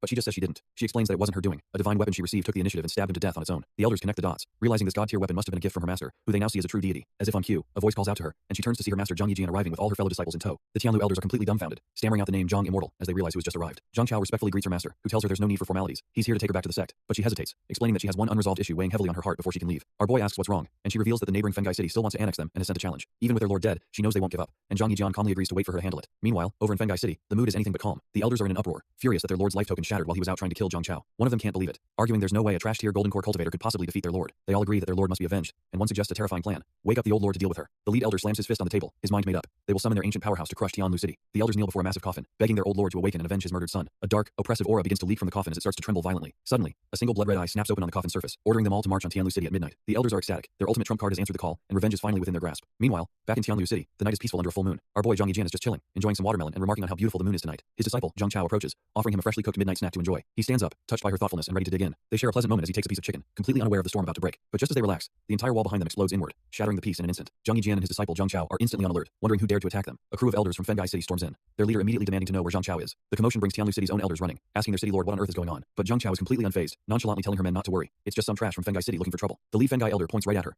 issuing a challenge for a fight to the death on behalf of his city. She just scoffs at him, telling the fool he's not even remotely qualified to challenge her. He just grins smugly, admitting that while he might be trashed here, he knows someone who is more than qualified. With a flourish, the elder drops to his knees in reverence, formally welcoming their old lord to the stage. A wave of sinister energy erupts as a dark, ominous coffin materializes, crackling with a terrifying purple aura. Both our boy and his disciple are left completely dumbfounded, wondering what kind of monstrous being they're dealing with now. A voice roars from the coffin, demanding Zhang Yijian accept a challenge for killing his son. With a final threat to wipe out his entire family, the coffin violently shatters into pieces. From the wreckage emerges a monstrous, muscular old man with wild white hair, radiating an aura of death. Zhang Chao's elders immediately panic, warning her that this new foe is a terrifyingly dangerous corpse cultivator. Despite the clear power gap, her loyal elders bravely charge forward to protect their city lord. The old lord just scoffs at their attempt, calling them a bunch of ants as he unleashes a wave of ghostly energy. His soul-crushing attack instantly overwhelms the elders, who can only scream as they're torn apart. Seeing her men slaughtered, Zhang Chao steps forward, demanding he stop, and declaring she accepts his challenge. A surviving elder grabs her, desperately warning that the monster is at the tribulation crossing stage, and she's no match for him. But our boy Zhang Yijian finally makes his move, calmly telling the elder that his disciple is no coward. He touches her forehead, telling her to fight without worry, because he's right there behind her. Zhang Chao is dumbfounded as she feels an immense power surge through her, a divine level technique. The old lord Fengai scoffs, calling Zhang Yijian an embarrassment for taking a master so much younger than him. But our boy just kicks back in his chair, retorting that the old geezer probably couldn't even defeat his disciple. The ancient corpse cultivator is absolutely livid at being talked down to by some young punk, screaming that he'll show them true power. He summons a massive, skeletal soul beast from his own aura. The ghostly monstrosity roars, lunging forward to obliterate everything in its path. Using the power her master gave her, Zhang Chao unleashes a brilliant blast of golden energy to meet the attack head-on. But the soul beast's power is on another level, roaring as it smashes right through her technique. She's sent flying backwards, screaming as the sheer force of the tribulation crossing stage cultivator overwhelms her completely. But while his disciple is getting ragdolled,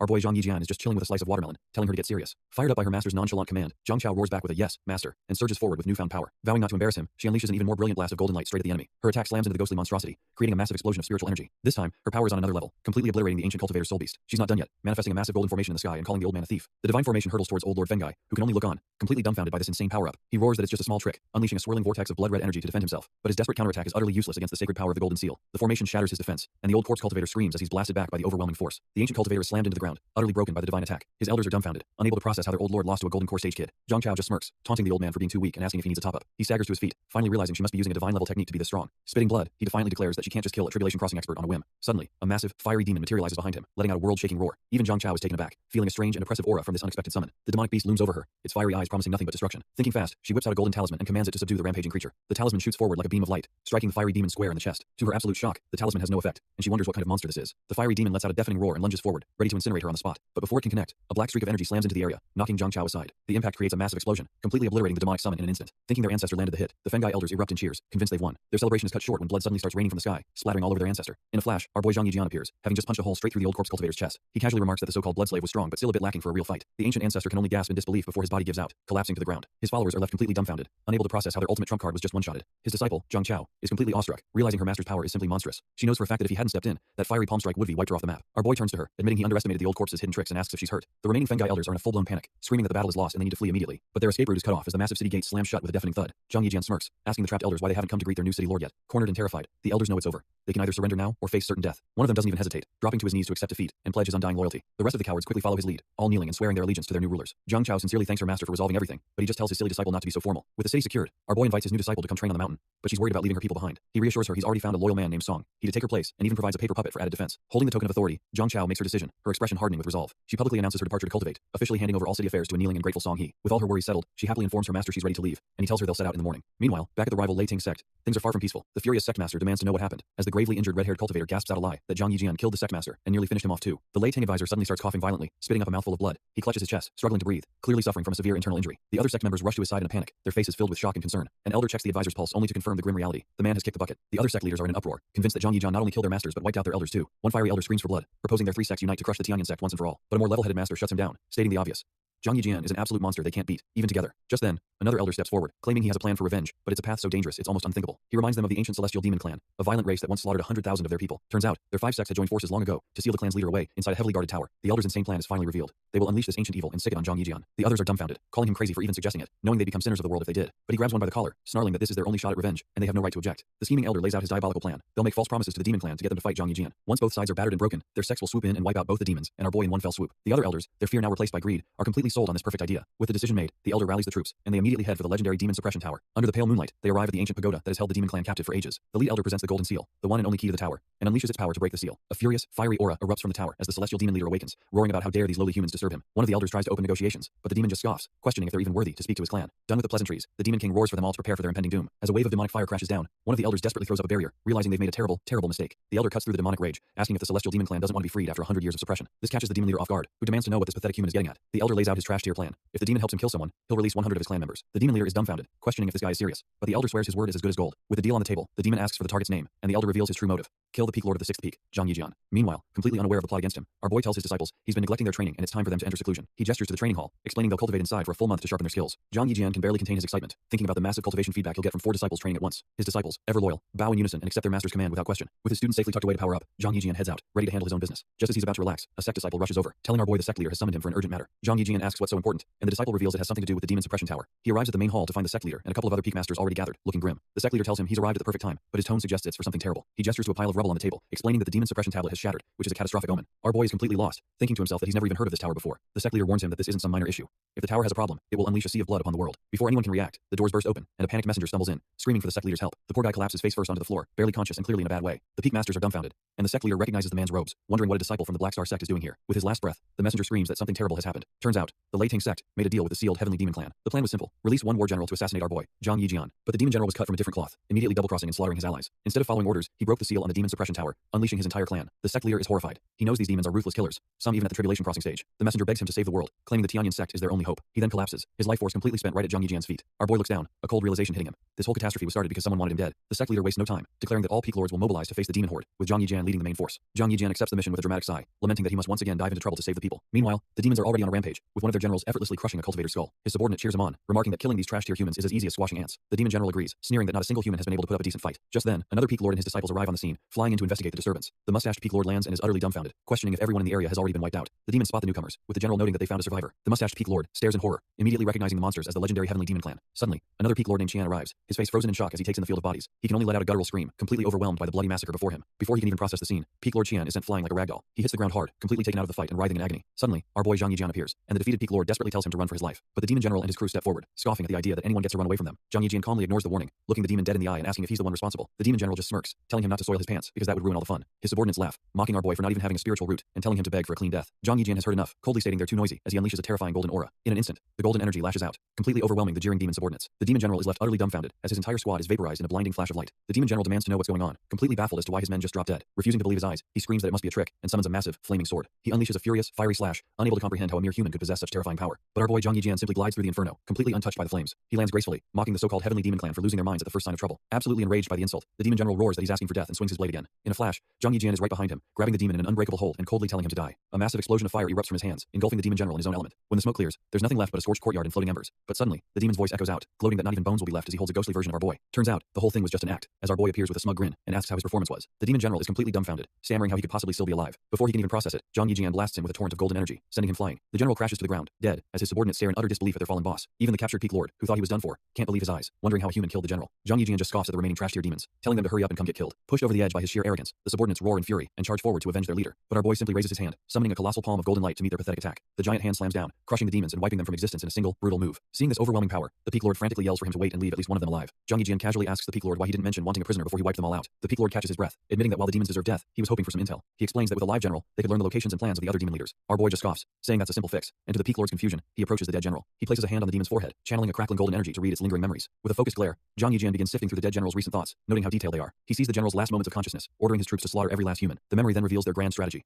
scatter across the land, hide in human cities to recover, and then unite to destroy humanity. He even sees another general, a spiky monstrosity, deciding to lay low in a place called Fengai City. The name clicks for Zhang Yijian, who realizes with a grimace that the demons are heading straight for his disciples' territory. The mustache Peak Lord is dumbfounded, asking if our boy found a clue, and Zhang Yijian confirms the demons are hiding in human cities like Fengai. Without a second's hesitation, he tells the Peak Lord to stay put and recover.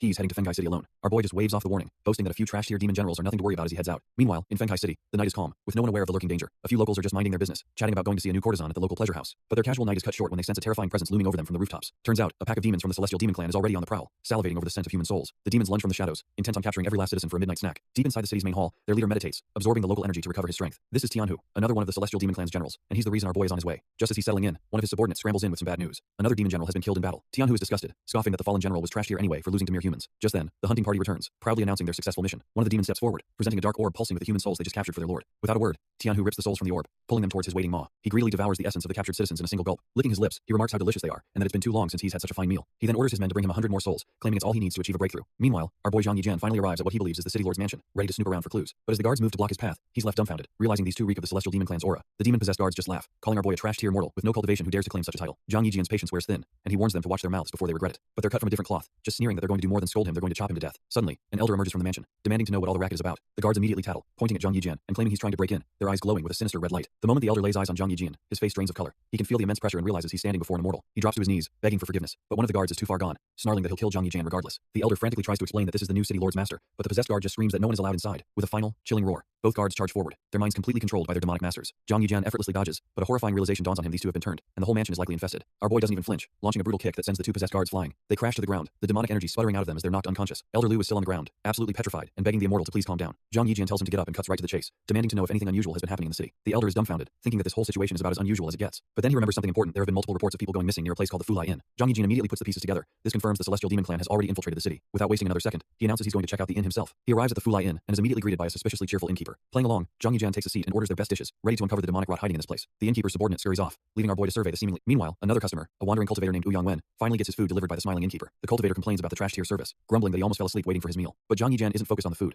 His senses are screaming that this entire inn is a trap. He notices the waiter walks with a strange, unnatural gait, a dead giveaway that something is wrong. Looking around, he spots other patrons who are clearly not here to eat, their blades resting on the table. The more he observes, the more certain he is that this isn't just a shady inn, it's a den of killers. Across the room, the thugs whisper amongst themselves, with one noting that their target has no cultivation, making him an easy mark. The leader gives the signal, telling his men to get ready to close the net on their unsuspecting victim. But just as the trap is about to spring, the other customer, Ouyang Wen, suddenly approaches Zhang Yijian's table. Ouyang Wen stumbles forward, his vision blurring as he asks why our boy has so many shadows. Before Zhang Yijian can even react, the man collapses face first onto the table, out cold. Suddenly, the entire inn erupts in chaos as all the thugs drop to the floor. floor, knocked out by their own poison. The only two left standing are the innkeeper and the waiter, who takes a puff from a pipe, clearly the antidote. The innkeeper just grins, sneering that they're not here to harvest organs, they're here to take lives. Seeing his chance, Zhang Yijian plays along, slumping over the table as if he's also succumbed to the poison. Sometime later, under the pale light of the moon, the scene changes. They've taken our boy to a heavily fortified compound, thinking their plan worked perfectly. Zhang Yijian wakes up to find himself tied tightly to a post, feigning helplessness. He looks around, only to discover the room is filled with other victims, all tied up and unconscious just like him. Our boy's suspicions are confirmed. This is definitely a lair for the Heavenly Demon Clan. The other captive, Wu Yongwen, wakes up and immediately recognizes the horrifying soul-reaping demon array. Suddenly, a massive glowing formation lights up the floor, signaling the start of the grim ritual. The waiter reveals his demonic form, sneering that their deaths will be a worthy contribution to his clan. With a puff, he blows out a strange red candle, damning the insignificant human ants to their fate. All around the room, the other candles extinguish in unison, and the soul reaping begins. Terrified screams fill the air as ghostly souls are ripped from the bodies of the other captives. Wu Yongwen is dumbfounded, wondering how the supposedly suppressed demon clan is running this operation. But he's not about to die like this, secretly channeling his power into a hidden talisman. With a furious roar, he unleashes a massive blade of energy, shattering his bonds to fight back. His energy blast shatters the formation's golden seal, breaking him free in a flash of light. The demons are dumbfounded, not expecting a real cultivator among their trash-tier captives. Wu Yongwen yells for the others to run, vowing to buy them as much time as he can. The demon leader just scoffs and orders his minions to take the wannabe hero down. Bracing himself, Wu Yongwen prepares to fight to the bitter end, channeling his spiritual energy. With a flick of his fan, he unleashes a barrage of sharp, crystalline projectiles. His surprise attack actually works, sending a few of the charging demons flying back. But it's not enough.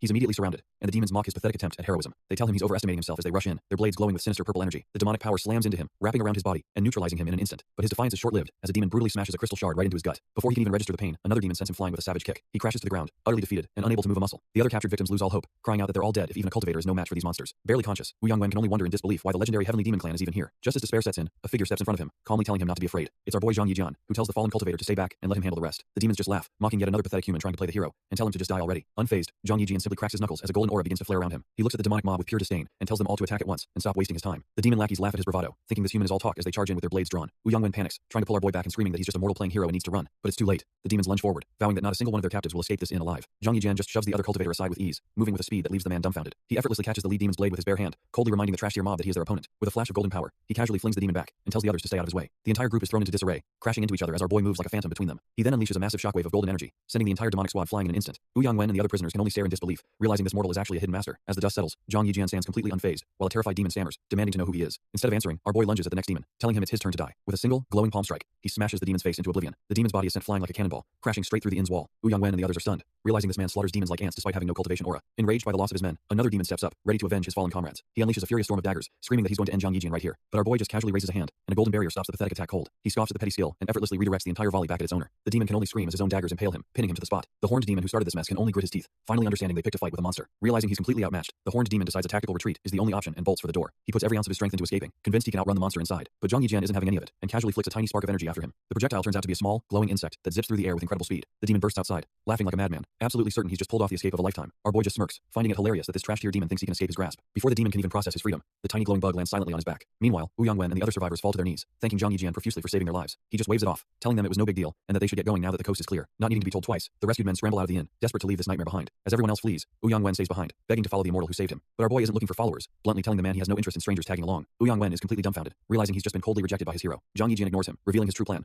He's planted a tracking bug on the demon to find their base. He closes his eyes, focusing his senses to pinpoint exactly where the fleeing demon has run off to. Meanwhile, that same demon waiter bursts through a set of doors, screaming that something terrible has happened. He stumbles into a private chamber only to find his boss, Lord Tianhu, being entertained. A demon concubine tries to soothe the massive blue wolf demon, but the mood is already ruined. Enraged by the interruption, Tianhu roars at his subordinate, demanding to know why he's causing such a panic. The terrified waiter reports that their entire soul-refining operation at the inn has been single-handedly destroyed by a human. Tianhu roars in pure fury, demanding to know who dared to destroy his operation. The terrified waiter can only stammer that he has no idea who the intruder was. Absolutely livid, Tianhu grabs his concubine, calling her useless for failing to handle such a small matter. With a horrifying scream, a spectral entity emerges from his hand and plunges into the woman. He completely drains her life force, leaving nothing but a withered husk on the floor. The demon waiter collapses, begging for his own life, realizing he's next on the chopping block. But Tianhu shows no mercy, lunging forward with that same soul-draining power. He declares that trash deserves to die as he consumes the waiter's very essence. Standing over the bodies, he muses that as long as he eliminates the city's cultivators, his plan will succeed. With that, he summons his other subordinates, and two more powerful demons step forward, awaiting orders. Tianhu orders his minions to set up a fake recruitment drive, using a huge sum of money to lure in the city's cultivators like moths to a flame. He smirks, absolutely certain that the greedy humans won't be able to resist the bait. One of his subordinates, now in a human disguise, cackles at the thought of their master draining the souls of all the fools who show up. Meanwhile, our boy Zhang Yijian uses a tracking talisman and finally confirms his suspicions the demon clan is hiding right here in the city. The cultivator he just rescued, Wu Yongwen, is now on his knees, begging to become Zhang Yijian's loyal follower. But our boy has no time for this, coldly telling the man to stop wasting his time before heading off to deal with the real threat. Elsewhere, the demon's plan is already working perfectly, as a crowd of cultivators gathers around a recruitment notice, buzzing about the insane salary. Zhang Yijian follows the demonic aura and arrives at the recruitment spot, immediately sensing that this is the enemy's new nest. Two of the demons, disguised as friendly recruiters, cheerfully welcome the growing crowd, asking if anyone is interested in joining. And just as planned, the cultivators are practically drooling, shouting that they're all in for such a lucrative offer. The lead recruiter announces that only the strong will be accepted after a test, and the greedy cultivators eagerly agree. Behind the scenes, the demons gloat about how easy humans are to deceive, planning to lure them in and slaughter them all. The recruiter returns to the crowd, announcing with a grand gesture that there's no limit on spots and they should all follow him. But just then, our boy Zhang Yijian cheerfully raises his hand, announcing announcing he wants to join the recruitment too. The other cultivators are dumbfounded, mocking him for not even looking like a cultivator and just trying to get in on the action. Zhang Yijian just smiles, pointing out that if there's no limit, then it's only fair that he gets to join as well. The demon recruiter grins menacingly, thinking this fool is just eager to rush to his own death, and decides to grant his wish. With the trap set, the recruiter leads the entire group of unsuspecting cultivators toward their supposed new job. As they head inside, the scene transitions, giving a false sense of peace before the inevitable bloodbath. The demon recruiter tells the group to wait right there while he prepares the so-called testing phase. He can barely contain his evil grin, thinking to himself that these cultivator souls will be a delicious meal for Lord Tianhu. Elsewhere, the recruiter reports to his master, confirming all the nearby cultivators have been gathered, and the soul capturing formation is set. Tianhu sits down like a king, smugly telling his subordinates to begin the show he's been waiting for. Back in the courtyard, the cultivators, including our boy, are getting restless, wondering what's taking so long. A few of them start to connect the dots, realizing no one would offer such a high price for recruitment and that they've been tricked. But their realization comes too late, as a sudden flash of energy impales one of the cultivators, who lets out a final scream. While the others are frozen in shock, Zhang Yijian calmly watches the body drop, completely unfazed by the sudden murder. The rest of the cultivators erupt in panic, shouting in confusion as they finally understand they walked right into a slaughterhouse. The lead recruiter steps forward, announcing that the test is about to begin, with a simple rule for those who fail. With a sadistic grin, he reveals the penalty for failure is simply death. The cultivators are dumbfounded, realizing they've been played for fools as they draw their swords in defiance. One brave soul decides he's had enough and rallies the others, charging headfirst into the fray. Our boy Zhang Yijian, however, leans back against a tree, deciding to keep his true power under wraps and just watch the chaos unfold. The recruiter scoffs at their pathetic attempt and unleashes a wave of demonic energy that tears through the charging cultivators. Zhang Yijian looks on, utterly unimpressed by how weak these so-called cultivators are, unable to take even a single hit. The few survivors are left trembling, finally understanding this isn't a recruitment drive, but a planned massacre. The recruiter mocks their slow realization before he and his goons charge forward, their hands glowing with power to finish the job. One of the recruiters grabs a cultivator from behind, his hand glowing as he rips the poor guy's life force right out. Watching from a nearby rooftop, a blue-haired demon general smirks, remarking to his lackey that this is getting interesting. The courtyard becomes a bloodbath as the remaining cultivators are mercilessly cut down, their cries for help ignored. But it's worse than a simple slaughter. A massive purple magic circle activates, literally sucking the souls from the dead. Our boy immediately recognizes the sinister art. This is soul capture, and he's not about to let it slide. Has seen enough. Their brazen display of dark arts right in front of him means it's time to step in. With a flick of his wrist, he launches a golden beam of pure energy straight towards the soul-devouring formation. The bald recruiter is busy screaming at his men to kill everyone when he senses an incoming threat. Before he can even react, Zhang Yijian's attack slams directly into his chest, taking him completely by surprise. The golden beam tears through the other recruiters, sending them flying like ragdolls. His surviving lackeys are left completely dumbfounded, having no clue what just hit them. The bald one gets to his feet, furiously demanding to know which one of his own men attacked him. On the rooftop, the blue-haired general loses his cool, screaming that his subordinates are a bunch of useless trash. He grabs the stout recruiter by the collar, roaring that he doesn't want to hear any pathetic excuses. Giving him one last chance, he entrusts the shadow guard to the terrified man, promising a grim fate for another failure. Meanwhile, our boy and the other captives wait, wondering why the demon general hasn't shown himself yet. Suddenly, a furious voice bellows that they've all made him lose face as the entire wall explodes inwards. And there he is, the demon general Tianhu in his true form, flanked by his goons and promising a bloody end for everyone. The other captives are horrified, recognizing their attackers as the legendary celestial demon clan that was sealed away ages ago. But our boy Zhang Yijian is completely unfazed, simply forming a hand seal as golden energy gathers around him. The demons don't hesitate for a second, charging forward to slaughter every last human in the courtyard. With a flick of his wrist, Zhang Yijian unleashes a massive wave of golden light right at the charging horde. The attack rips through the demon grunts effortlessly, obliterating them before they even know what hit them. One of the other captives is left speechless, wondering who on earth could unleash such a devastating technique. Zhang Yijian just smirks, taunting the hidden general and daring him to keep hiding while his men get slaughtered. Up on the roof, the general finally snaps, screaming that his men are useless fools and demanding they bring him his sword. His remaining subordinates immediately kneel, presenting their enraged lord with his massive, brutal-looking weapon. The demon general, now in his human disguise, roars that hell slaughter every last one of them, or he's no demon. He slams his massive blade down, sending his own terrified subordinates scrambling for cover. Seeing the chaos, the other captives make a desperate break for the exit, wanting nothing more than to escape this hellhole. But the general isn't letting them go that easily, leaping into the air to block their path. He unleashes a massive wave of blue demonic energy, intending to wipe them all out in a single strike. The general lands with a ferocious snarl, certain his attack found its mark. Our boy Zhang Yijian, however, stands unfazed, remarking that the big boss has finally come out to play. Turns out, he'd saved the captives, who now cower behind him, utterly terrified of the approaching demon. The general just grins sadistically, telling them no one leaves his party without leaving a little something behind. The demon general reveals his sick game. The more his victims fear, the more soul essence he can harvest. He tells our boy not to be in a hurry, promising to slowly and painfully play him to death. Zhang Yijian isn't fazed in the slightest, simply smirking as he correctly identifies him as a warrior of the heavenly demon clan. The general is stunned, demanding to know who he is, but our boy just says the last general he killed, Kunpeng, would know him. Hearing that name sends the demon into a state of shock, utterly unable to process that this human killed the legendary Kunpeng. The rescued captives are just as floored, realizing that Kunpeng was one of the 10 great generals of the entire demon clan. Zhang Yijian glances back, putting the pieces together and realizing one of the captives must have been the one who tried to fight back earlier. He turns his attention back to the demon, challenging him to a fight to see if he's as useless as Kunpeng was. That insult is the final straw, and the enraged general lunges forward, screaming that our boy is courting death. The demon general roars that he'll make our boy a sacrifice for his banner, planting his feet for a massive swing. He unleashes a devastating wave of blue energy, screaming for Zhang Yijian to die. The attack smashes into the ground, kicking up a huge cloud of dust and debris. The rescued captives are absolutely floored by the power, certain that the kid just got turned into paste. But as the dust settles, Zhang Yijian stands there without a scratch, annoyed that his clothes almost got dirty. The demon and the captives can only stare, dumbfounded that he's still alive after a direct hit like that. He can't process it, realizing this guy somehow managed to evade his full-strength strike completely. Our boy just keeps twisting the knife, asking if the demon is weak because he didn't eat enough breakfast. That's the last straw. The demon general loses it and screams that he's dead meat, launching another furious attack. But it's utterly useless, as Zhang Yijian effortlessly sidesteps the blow like it's nothing. With a smirk, our boy effortlessly catches the demon's blade with his bare hand, asking if that's really all he's got. He then shatters the weapon with a simple flick, the pieces flying away like cheap glass. The rescued captives are absolutely speechless, wondering if what they're seeing is even possible. Before the demon can even react, Zhang Yijian closes the gap, telling him he's not even qualified to be his opponent. He follows up with a brutal uppercut, sending the so-called general flying into the air with a pained scream. Not giving him a second to breathe, our boy leaps after him, ready to continue the beatdown. He smashes the demon back down towards the ground with a devastating blow. Then he follows up with a vicious kick that sends the demon tumbling across the courtyard. The demon can't even mount a defense as he gets pummeled from every angle. Zhang Yijian raises his fists, ready to make sure this demon never forgets the day he messed with a human. He channels his power into one final, fiery punch that slams the demon straight into the ground. The impact creates a massive explosion, shaking the entire courtyard and kicking up a huge cloud of dust. When the smoke clears, the blue-haired demon is left twitching in a crater, completely broken. The other captives can only stare in disbelief, absolutely terrified by the raw power they just witnessed. Our boy casually strolls over to the downed demon, who's barely clinging to consciousness. He plants his foot on the demon's chest, surprised he's still breathing and noting he'll have to strike again. Suddenly, all the demon's bravado vanishes as he starts pathetically begging for his life. Zhang Yijian just scoffs, finding it hilarious that a so-called war general is groveling at his feet. Desperate, the demon even offers to become his servant and help him fight against the demon clan if he's spared. This actually gives our boy pause. He admits that having a pawn to infiltrate the enemy might be useful. Deciding a pawn is more useful than a corpse. Zhang Yijian agrees to spare him for now. The demon scrambles to his feet, coughing and profusely thanking his new master for his mercy. But our boy isn't taking any chances. He taps the demon's forehead, implanting a golden seal. The demon cries out as the energy courses through him, binding his very soul to his new master. Zhang Yijian coldly explains it's a master-servant contract, and a single thought of betrayal will make him explode. He then gets straight to business, demanding to know the demon clan's plans and whereabouts. After getting some intel, he gives the demon a mission: return to the clan and spread a rumor that he defeated Zhang Yijian. The demon is dumbfounded, but our boy explains it's a 4D chess move to mislead the enemy and boost his own rank. Meanwhile, the other freed captives can only stare in awe, convinced they've just been saved by a legendary immortal. The next day, Zhang Yijian walks through the city streets, with his new fan club of rescued warriors following close behind. The rumor mill is already churning, with patrons discussing how Zhang Yijian supposedly almost died fighting the demons. Our boy just sits back and listens with a smirk, pleased that his disinformation campaign is spreading so quickly. But his moment of peace is shattered when an urgent voice suddenly calls out to him. He pulls out a communication talisman. It's Sect Master Lei Hai, and he sounds panicked. The message is dire. A full-blown celestial demon army has just appeared outside Tianlu City, leaving our boy utterly shocked. And it's no bluff. A massive horde of horned demons is already charging across the plains. The front line gathers crackling purple energy, preparing to unleash a devastating attack. With a unified roar, they launch their demonic energy blasts straight at the city's main gate. The impact is catastrophic, sending the city guards flying as the fortified wall explodes into dust. Up on the battlements, the city elders can only watch in horror, realizing they stand no chance against such a ferocious assault. Just as things look hopeless, the Tyrant Blade Sect Master arrives, confidently declaring that his sect will hold the line. Suddenly, our boy Zhang Yijian lands behind them, calmly asking the Sect Master if he's late to the party. The Tyrant Blade Sect members are completely dumbfounded, wondering who this newcomer could possibly be. Zhang Yijian introduces himself as the 6th Peak Master, standing beside a junior who looks ready for a fight. But before they can strategize, some trash-tier cultivators start mocking him, calling him useless for his past loss. The junior disciple's patience snaps in an instant, his hand clenching in pure rage at the disrespect. He grabs the loudmouth by the collar, asking what kind of stray dog is barking so much nonsense. The Tyrant Blade Sect Master roars at them to cut it out, reminding them that internal conflict is pointless with demons at the gate. He rallies his own disciples, who roar in agreement, ready to defend their territory to the death. With a final war cry, the bearded master charges forward, leading his men straight into the demonic horde. The Tyrant Blade disciples charge forward with everything they've got, screaming for blood, but it's a complete slaughter. The Sect Master can only watch as his men are swatted aside like flies. The demonic horde barrels through them, their glowing purple blades cleaving through the human ranks effortlessly. Turns out, this is just a scouting party sent by Lord Black Dragon to test humanity's strength, and their commander is loving the chaos. Seeing the frontal assault is too easy, the demons switch tactics, with an archer commander ordering a volley. The Tyrant Blade Sect Master's eyes widen as he senses hundreds of arrows blotting out the sky. Thinking fast, he summons a massive gale, creating a swirling vortex of pure wind energy right in front of him. The entire volley of arrows is sucked into the tornado, their momentum completely nullified. With a furious shout, he clenches his fist and sends the gale and all the arrows trapped within it flying right back. The demons are left completely dumbfounded,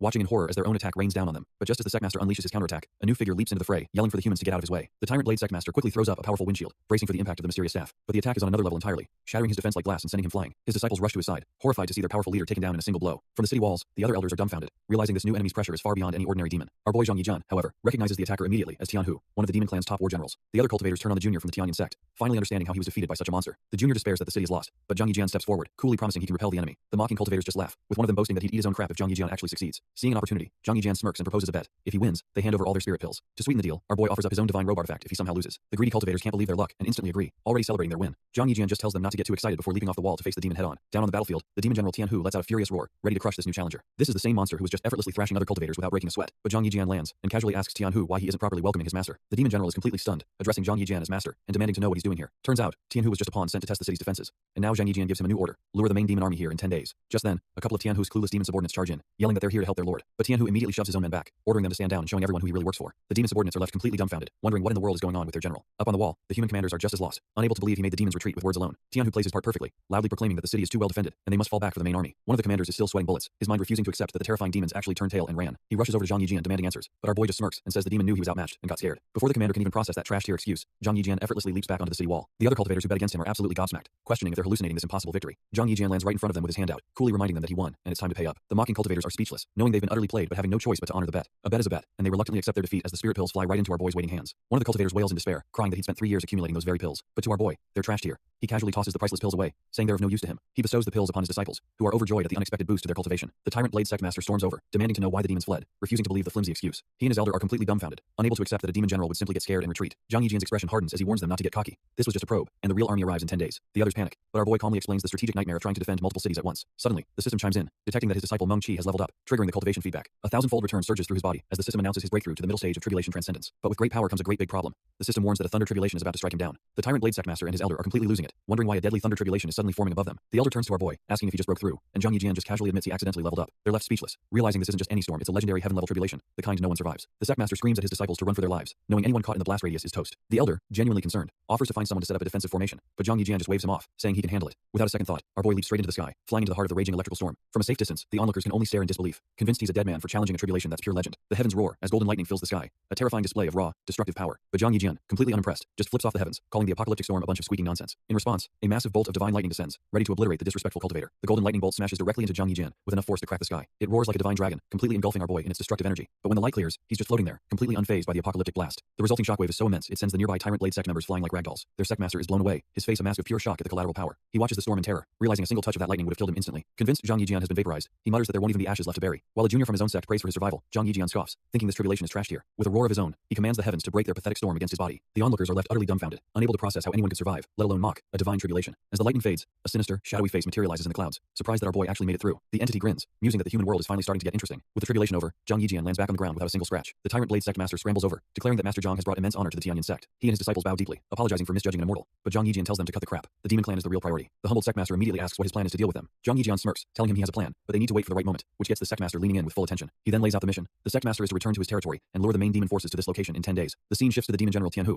as Zhang Yijian explains the goal is to set up a massive trap and wipe them all out in one fell swoop. It seems Tianhu has just returned to his base, as two other demon generals, one avian and one bear-like, greet him and ask for a report on his reconnaissance. Tianhu reports that while humans are weak, their sheer numbers mean the demons must assemble their entire clan to attack Tianlu City. The other generals are skeptical, questioning if one city is really worth mobilizing everyone, a process that could take days. A wolf-like general clarifies that the region has 8 cities under the thumb of 2 powerful human sects. The bear general dismisses the other cities' forces as trash tier, spreading a map on the table. He explains Tianlu City is a strategic crossroads, but hints there's another, even more critical reason they must capture it. Back in his room, our boy Zhang Yijian is interrupted by a demonic communication talisman, delivering urgent information. He calmly catches the wooden message slip that flies toward him. With a simple touch, he activates the slip to read the intel. A wicked smirk forms on his face. He knows the lure was a complete success. Now that the demons have taken the bait, he declares it's time to give them a proper welcome. Our boy gathers his disciples and allies in the dead of night, and they're all wondering what the big emergency is. He reveals the grim news. The demon clan is set to attack Tianlu City in 10 days, so it's time to prepare a nasty surprise. The others are completely stunned, demanding he clarify what kind of trap he's planning to spring on them. The Tyrant Blade sect master, however, is all in, immediately pledging his sect's loyalty to Zhang Yijian's command. But Meng Qi voices a serious concern, reminding him that they're not exactly experts at setting up complex magic arrays. Zhang Yijian just laughs it off, summoning 10 divine level magic arrays and telling them to just copy the designs. All 4 of his disciples are left speechless, barely believing their master can just whip out god-tier artifacts like it's nothing. He knows they can't unleash the full power of the arrays, but he's certain that even a fraction of it will be enough to decimate the demons. He then gives Zhang Chao her orders. After practicing with the formations, she is to return and defend Fengai City. Finally, he tells little Meng Qi that the front line is too dangerous for her, so she'll have to stay behind at the sect. Meanwhile, a massive demon army marches through the forest, their commander rallying them with promises of glory once they capture Tianlu City. The 9 demon generals agree on a strategy. They'll split into 3 groups to attack the city's east, west, and south gates simultaneously. Still, a couple of the generals can't shake the feeling that something's off, wondering why their leader is so fixated on this one city. As one of the demon squads advances, their wolf-like general suddenly halts, sensing that something is terribly wrong. In an instant, the ground erupts in a massive explosion, completely incinerating the vanguard of the demon army. The bear general roars in fury, realizing they've been led straight into a carefully prepared ambush. Another winged general screams for his troops to stop, confirming that the entire path ahead is a death trap. Up on the city walls, the allied sect masters are dumbfounded, admitting that Zhang Yijian's trap is working perfectly against the demon clan. Our boy just smirks, coolly informing his allies that this explosive welcome is just the appetizer for the main course. Furious at being played, the bear general powers up, vowing to personally smash through whatever formation they've set up. Heedless of the danger, the bear general barrels forward, trying to smash through the formation with brute force alone. But his charge is immediately met with another volley of explosions that light up the entire forest. The demon grunts are completely shaken, realizing they've walked into a terrifying, endless minefield. The general, however, isn't phased, shouting that this is just the outer layer, and ordering his forces to split up and assault the city gates directly. Watching from the walls, our boy calmly tells the allied masters that the main event is about to begin, and they need to execute the plan. Wasting no time, the 2 masters leap into action, rallying their own sects for the impending clash. They know full well that despite Zhang Yijian's god-tier formation, the 3 city gates remain the most critical weak points. One of the masters gives a fiery speech, telling his disciples that if they hold their gates, the demon clan's annihilation is certain. And right on cue, the battle erupts at the west gate, as the first wave of demons smashes into the city's defenders. At another gate, Jiang Yayun and Zhang Chao stand ready, briefly questioning if they're enough, but then stealing their resolve as the master's disciples, they can't afford to lose. Zhang Chao unleashes a powerful defensive array, vowing not to bring shame upon her master's name. But the demons have their own plan. As a winged commander, leads a volley of arrows from the sky. Meanwhile, at the south gate, our boy Zhang Yijian stands as the sole defender against a massive explosion. A hulking toad-like demon general spots him, sneering that he'll personally handle this lone ant. The general immediately launches a massive sphere of green demonic energy, aiming to obliterate him. Zhang Yijian, however, just stands there with his arms crossed, looking completely unimpressed. The blast connects, sending a body flying through the air in a fiery explosion. The toad general scoffs, thinking the so-called defender couldn't even withstand a single attack. But it was all a feint. The real Zhang Yijian appears elsewhere, knowing his trick will draw the generals together. With the enemy commanders baited, he smirks, realizing the path is now clear to circle around to their rear. With his plan in motion, our boy moves like a phantom, aiming to capture all the generals in one go. Meanwhile, at the east gate, another allied sect master rallies his troops, screaming that this is a battle they cannot afford to lose. The Tyrant Blade sect master joins the fray, unleashing a torrent of wind and lightning from his very being. His powerful technique rips through the demon horde, electrocuting waves of them in a brilliant flash. But over at the west gate, the allied disciples are getting cocky, thinking the so-called demon clan is nothing but trash tier fodder. That arrogance is immediately met by a massive spiked mace swinging right for one of their heads. A hulking Ursine demon general crushes the disciple's skull, sneering that an ant like him could never dream of winning. The other disciples are dumbfounded, their confidence shattering as they realize they're facing a true monster. Before they can even react, another general, the Horn Demon Commander, appears in a burst of flame, taunting them for being distracted. He unleashes a devastating firestorm, ready to incinerate the terrified and broken soldiers. The allied disciples are instantly engulfed in flames, their screams echoing as they're burned to a crisp. But just then, 2 powerful-looking masters arrive, with one declaring the appetizer is over and it's time for the main course. The Horn Demon Commander and a new blue demon general spot the newcomers, identifying them as the leaders and moving in for the kill. The confident sect master smirks, gathering a storm of wind and lightning in his hands for his windrunner technique. He unleashes a massive defensive barrier, telling his partner to find an opening while he holds the 2 generals at bay. The demon general's attacks slam into the shimmering wall of energy, a brutal contest of raw power. Seeing his chance, the worried elder summons his own power, calling on the wind to create a massive gale. A raging green tornado erupts from the ground, catching both demon generals completely off guard and sweeping them into the air. The Horn Demon Commander just scoffs at these petty tricks, charging his blade with explosive fire energy. He unleashes a massive fireball, intending to blast right through their windstorm and incinerate them both. The 2 masters are dumbfounded, realizing the demon general's power is on another level, and their attacks are useless. Refusing to lose face, the confident sect master declares this is just the beginning and leaps forward to fight. The blue demon general just scoffs, thinking the old man is senile for daring to attack him head on. In a desperate gamble, the sect master unleashes a torrent of crackling lightning, but his power is nothing, and is sent flying by a single, brutal strike from the demon's weapon. The general is almost disappointed, wondering if the old man fell so easily because he was planning some kind of trick. Seeing his partner fall, the worried elder roars, preparing to unleash his ultimate technique, the Thunder Sea. Before he can even finish his cast, the Horn Demon Commander is right behind him, telling him to worry about himself. In an instant, it's over. Both proud sect masters are left broken on the ground. With the human leadership crushed, the demon generals give the order, and their winged forces descend to finish the job. The remaining human disciples are getting absolutely shredded by the winged demons swarming from the sky. Despite the slaughter, they rally, realizing Zhang Yijian was right. Their only hope is to hold this one point until he arrives. Watching from a cliff, the Ursine demon general just scoffs, convinced that humanity's defeat is already a done deal. But just then, our boy Zhang Yijian sprints towards the east gate,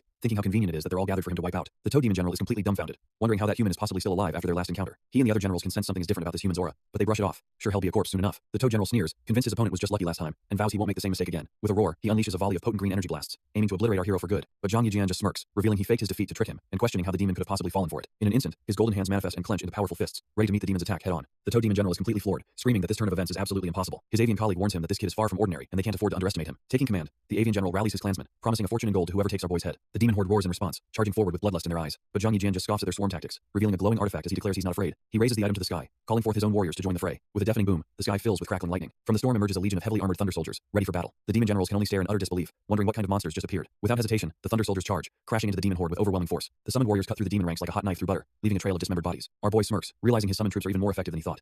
His plan is to just let them tire the enemy out. Seeing his army getting shredded, the avian general loses his cool, deciding he has to personally eliminate this threat. He dives from the sky like a meteor, screaming for the death of the human race as he unleashes a fiery punch. But Zhang Yijian is on another level, casually weaving out of the way of the general's flaming sword strike. The general lands, completely dumbfounded, wondering how in the world a human could block his full power attack with bare hands. Zhang Yijian just scoffs, asking if that weak sauce hit was supposed to be a massage. The blatant disrespect sends the avian general into a blind rage, his entire body flaring with demonic energy. Screaming that our boy is seeking death, he unleashes his ultimate attack, a massive phoenix made of pure flame. The fiery beast barrels towards Zhang Yijian, who just stands there, unimpressed and ready for whatever comes next. The avian general's ultimate attack erupts, certain that our boy's little show is finally over. His flaming phoenix technique barrels down like a meteor, ready to incinerate everything in its path. But Zhang Yijian doesn't even flinch, simply raising a hand and muttering that he's about to disappoint the demon. With a flash of golden light, he declares that the general is the one who's truly doomed. The clash is over before it begins. The avian general is completely annihilated in a single, overwhelming blast. His fellow generals, a toad and a lobster, can only stare in disbelief, realizing their fastest warrior was just one-shotted. Our boy just smirks at them, telling the remaining trash-tier generals to save him some time and come at him all at once. This absolute disrespect sends the two generals into a full-blown panic, screaming at the monster before them. Meanwhile, at the West City Gate, his disciples Zhang Chao and Zhang Yayun are getting overwhelmed by the sheer number of demons. And just when things couldn't get worse, a new threat arrives.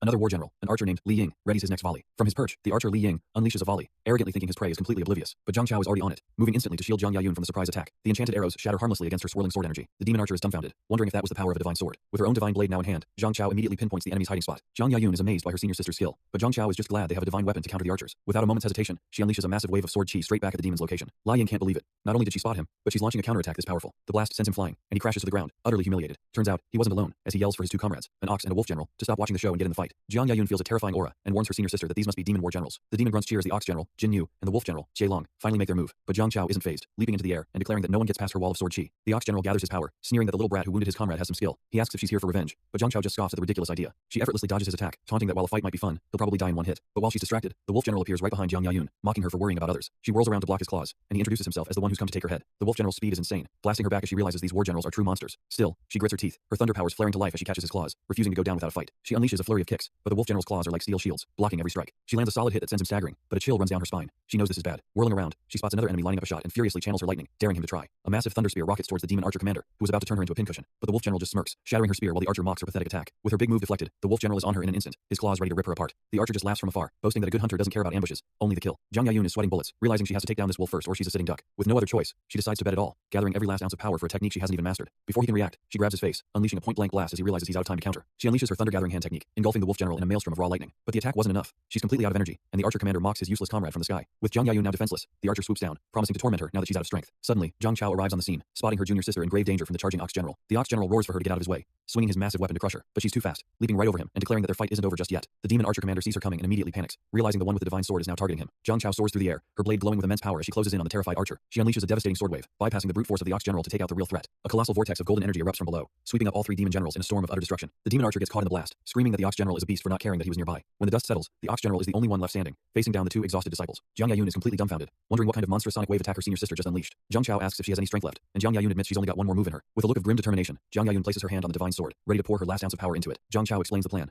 She's going all out with the divine sword and needs her junior sister's help to stay on her feet. The ox general just scoffs, seeing them prepare for what he assumes is a desperate, final move. He roars with laughter, accepting their challenge and powering up his own golden aura to meet them head on. Together, the two sisters unleash a colossal wave of pure, crackling energy from the divine blade. The ox general's golden onslaught crashes against their brilliant blue sword wave in a battle that will decide it all. The two immense energies collide, but it's clear the sisters' divine power is on another level. Their crackling blue wave completely devours the Ox General's golden aura. He lets out one last defiant roar, challenging them to the very end as he's consumed by the blast. The mighty general collapses, unable to believe he was actually defeated by these two girls. Jiang Yayun is ecstatic that they finally won, but Zhang Chao feels a chill down her spine, warning her to be careful. A split second later, a beam of light pierces straight through Zhang Chao's chest, and her sister can only scream her name in horror. A new enemy emerges from the shadows, the demon archer commander, who smugly says that patience is the mark of an excellent hunter. Jiang Yayun struggles to support her senior sister, cursing this bird-faced freak and demanding to know how he avoided her sonic attack. He just laughs, explaining his wings offered perfect protection, and now they're nothing but exhausted prey for his top-tier attacks. Holding her dying sister, Jiang Yayun prepares for the worst, apologizing to their master in her heart for failing him in this life. Just as all hope is lost, a pillar of golden light descends, and our boy Zhang Yijin appears right before his disciples. The demon archer commander just scoffs, thinking he's found another victim, and fires a full power shot to kill them all at once. But the arrow explodes harmlessly, as Zhang Yijin is already by their side, apologizing for being late, and feeding a divine pill to the injured Zhang Chao. The archer is completely dumbfounded. His ultimate attack was blocked like it was nothing, and he wonders if this guy is some kind of monster. Before he can process it, Zhang Yijin unleashes a terrifying aura that manifests as a colossal flaming phoenix. The fiery beast morphs into two gigantic hands that clap down on the bird freak, crushing him into oblivion with a single, brutal strike. With the trash taken care of, he tells his disciples they fought well, and Zhang Chao confirms the pill has already mostly healed her. He tells them to rest up, assuring them the west gate is secure and he's going to handle the rest of this mess personally. Meanwhile, over at the east gate, an Ursine demon general watches his subordinates struggle against two surprisingly resilient human masters. Suddenly, Zhang Yijian appears in the sky like a vengeful god, roaring that for harming his disciples, the entire heavenly demon clan will pay with their lives. Our boy blitzes the Ursine demon general, who can't believe a human could possess such immense, overwhelming power. The two allied sect masters see him arrive, relieved that Zhang Yijian succeeded on his end of the bargain. Turns out, this was all part of a plan hatched a day ago, where he explained the city's three gates were too far apart to defend at once. He had asked them all to just buy him some time at the other two gates, promising to clean up the mess once he arrived. The wolf demon general is actually relieved to see him,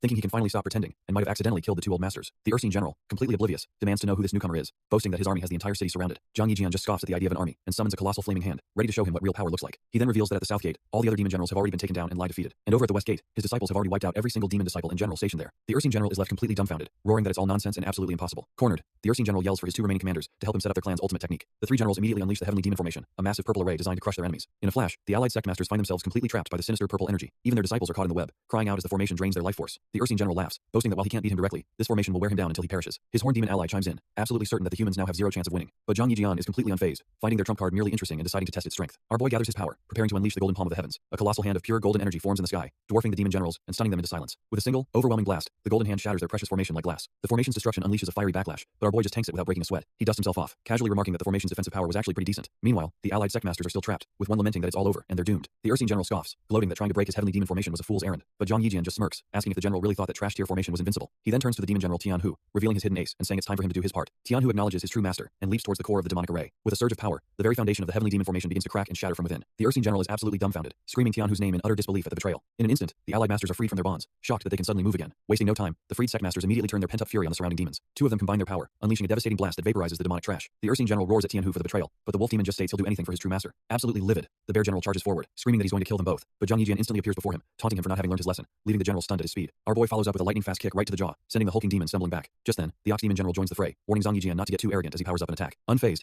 Zhang Yijian calmly manifests a brilliant golden sword of pure energy to meet the challenge. He unleashes a massive blade of light, leaving the ox general dumbfounded at the sheer power of the attack. Before the slash can land, the enraged Ursine general recovers, leaping in with two massive maces, ready to crush our boy. But our boy simply scoffs and meets the Ursine general's charge with a devastating whirlwind slash of his own. The golden energy wave slams into the general before he can even land a blow, sending him flying. He's completely dumbfounded, unable to comprehend how a mere human could possess such terrifying power. The demon general crashes into the ground with the force of a meteor, causing a massive explosion. Picking himself up, he realizes this guy is extraordinary and that continuing this fight is a trash tier plan. He decides to burn his own demonic power to fuel a desperate escape, vowing to reach his destination no matter what. But Zhang Yijian appears in the sky above, coolly informing him that escaping won't be that easy. The general barrels through a nearby city as our boy launches a volley of sword strikes from the air. The attacks narrowly miss, carving deep gouges into the rooftops as the demon frantically dodges. With his purple aura flaring, the Ursine general continues his desperate sprint through the city streets. The battered Ursine general finally stumbles into a forest, believing he's found his destination. He reaches for a massive tree, thinking its legendary celestial power is his only shot at healing his wounds. But before he can even touch it, a golden blade of energy slices his arm clean off. He screams in agony as Zhang Yijian appears, mocking him for thinking he could escape. The general curses his luck for being so close. But our boy is more curious about his obsession with Tianlu City. Zhang Yijian presses a blade to his throat, demanding to know why he's so fixated on that one place. But the demon general is cut from a different cloth, spitting that he'll never get a single word out of him. Unfazed, our boy just smashes a fist into his face, sending him reeling back in pain. Seeing the general is still tight-lipped, Zhang Yijian draws his sword, ready to test just how long that resolve will last. He's got plenty of time and even more ways to make this trash tier demon sing like a canary. The Ursine general can't handle the heat for a second longer, letting out a pathetic scream. With a blade to his throat, his tough guy facade crumbles, and he immediately agrees to talk. Zhang Yijian just scoffs, telling him he could have saved himself a lot of pain by not being so stubborn. The general begins his story. 100 years ago, their war wasn't for territory, but for an ancient fairy tree. Turns out, their true mission is to find an immortal suppressed in Tianlu town and use their power to ascend to the immortal world. Our boy is dumbfounded, asking if the fairyland is even real, and the general confirms it's the final destination for all ascenders. This new revelation has Zhang Yijian's mind racing, wondering if immortals and the fairyland truly exist. He suddenly remembers the shadowy figures from his tribulation, questioning if they were the real deal. Snapping back to reality, he demands to know the immortal's location, but the general tries to bargain for his life. Zhang Yijian isn't playing games. He simply says forget it and executes the demon on the spot. With the general's intel fresh in his mind, our boy realizes Tianlu City is hiding some serious secrets that need investigating. Meanwhile, the allied sect masters stumble upon the remaining demons, who have all thrown down their weapons and are surrendering. The masters are immediately suspicious. The demon clan was never this easy to subdue, and they smell a trap. Taking no chances, the bearded elder decides there's only one way to deal with them: leave none alive. He unleashes a massive energy blast, completely vaporizing the surrendering demons in a flash of green light. Just as the dust settles, Zhang Yijian makes a grand entrance, flying back from his pursuit of the fleeing generals. The masters rush over to ask if he caught the stragglers, and he coolly confirms they've all been taken care of. With the last of the demons seemingly wiped out, the cultivators erupt in celebration, thinking the war is finally over. Our boy seizes the opportunity, using a divine-level communication stone to announce the victory and invite everyone to a celebratory feast. But a day later, he gathers his disciples, telling them that while they fought well, the demon clan has only been superficially eliminated. He turns to Zhang Chao, figuring that as the city lord, she must know the secrets of Tianlu City, specifically the legend of the immortal. But Zhang Chao is completely dumbfounded. She's never heard of any such legend in her own city. This throws our boy for a loop, making him wonder if the information he got from the demon general was a total lie. After a moment, she suggests that since the city is ancient, its secrets might be hidden in the local archives tower. Without a second thought, Zhang Yijian announces he's going to check it out, and instantly blasts off in a streak of golden light. His disciples are left in the dust, with Zhang Chao muttering about how her master is always in such a hurry. He arrives at the massive, multi-tiered Tianlu region archives tower, a place brimming with forgotten history. Inside, he finds himself surrounded by endless shelves packed with ancient scrolls and records. He scans the shelves, wondering if the secret to this so-called immortal is really hidden in one of these dusty tomes. Suddenly, a voice calls out to him, and he turns to find an old man who introduces himself as the guardian of the archives. Our boy gets straight to the point, telling the guardian he's here to find records on the so-called immortal of Tianlu City. The old man sighs, explaining that he's too late.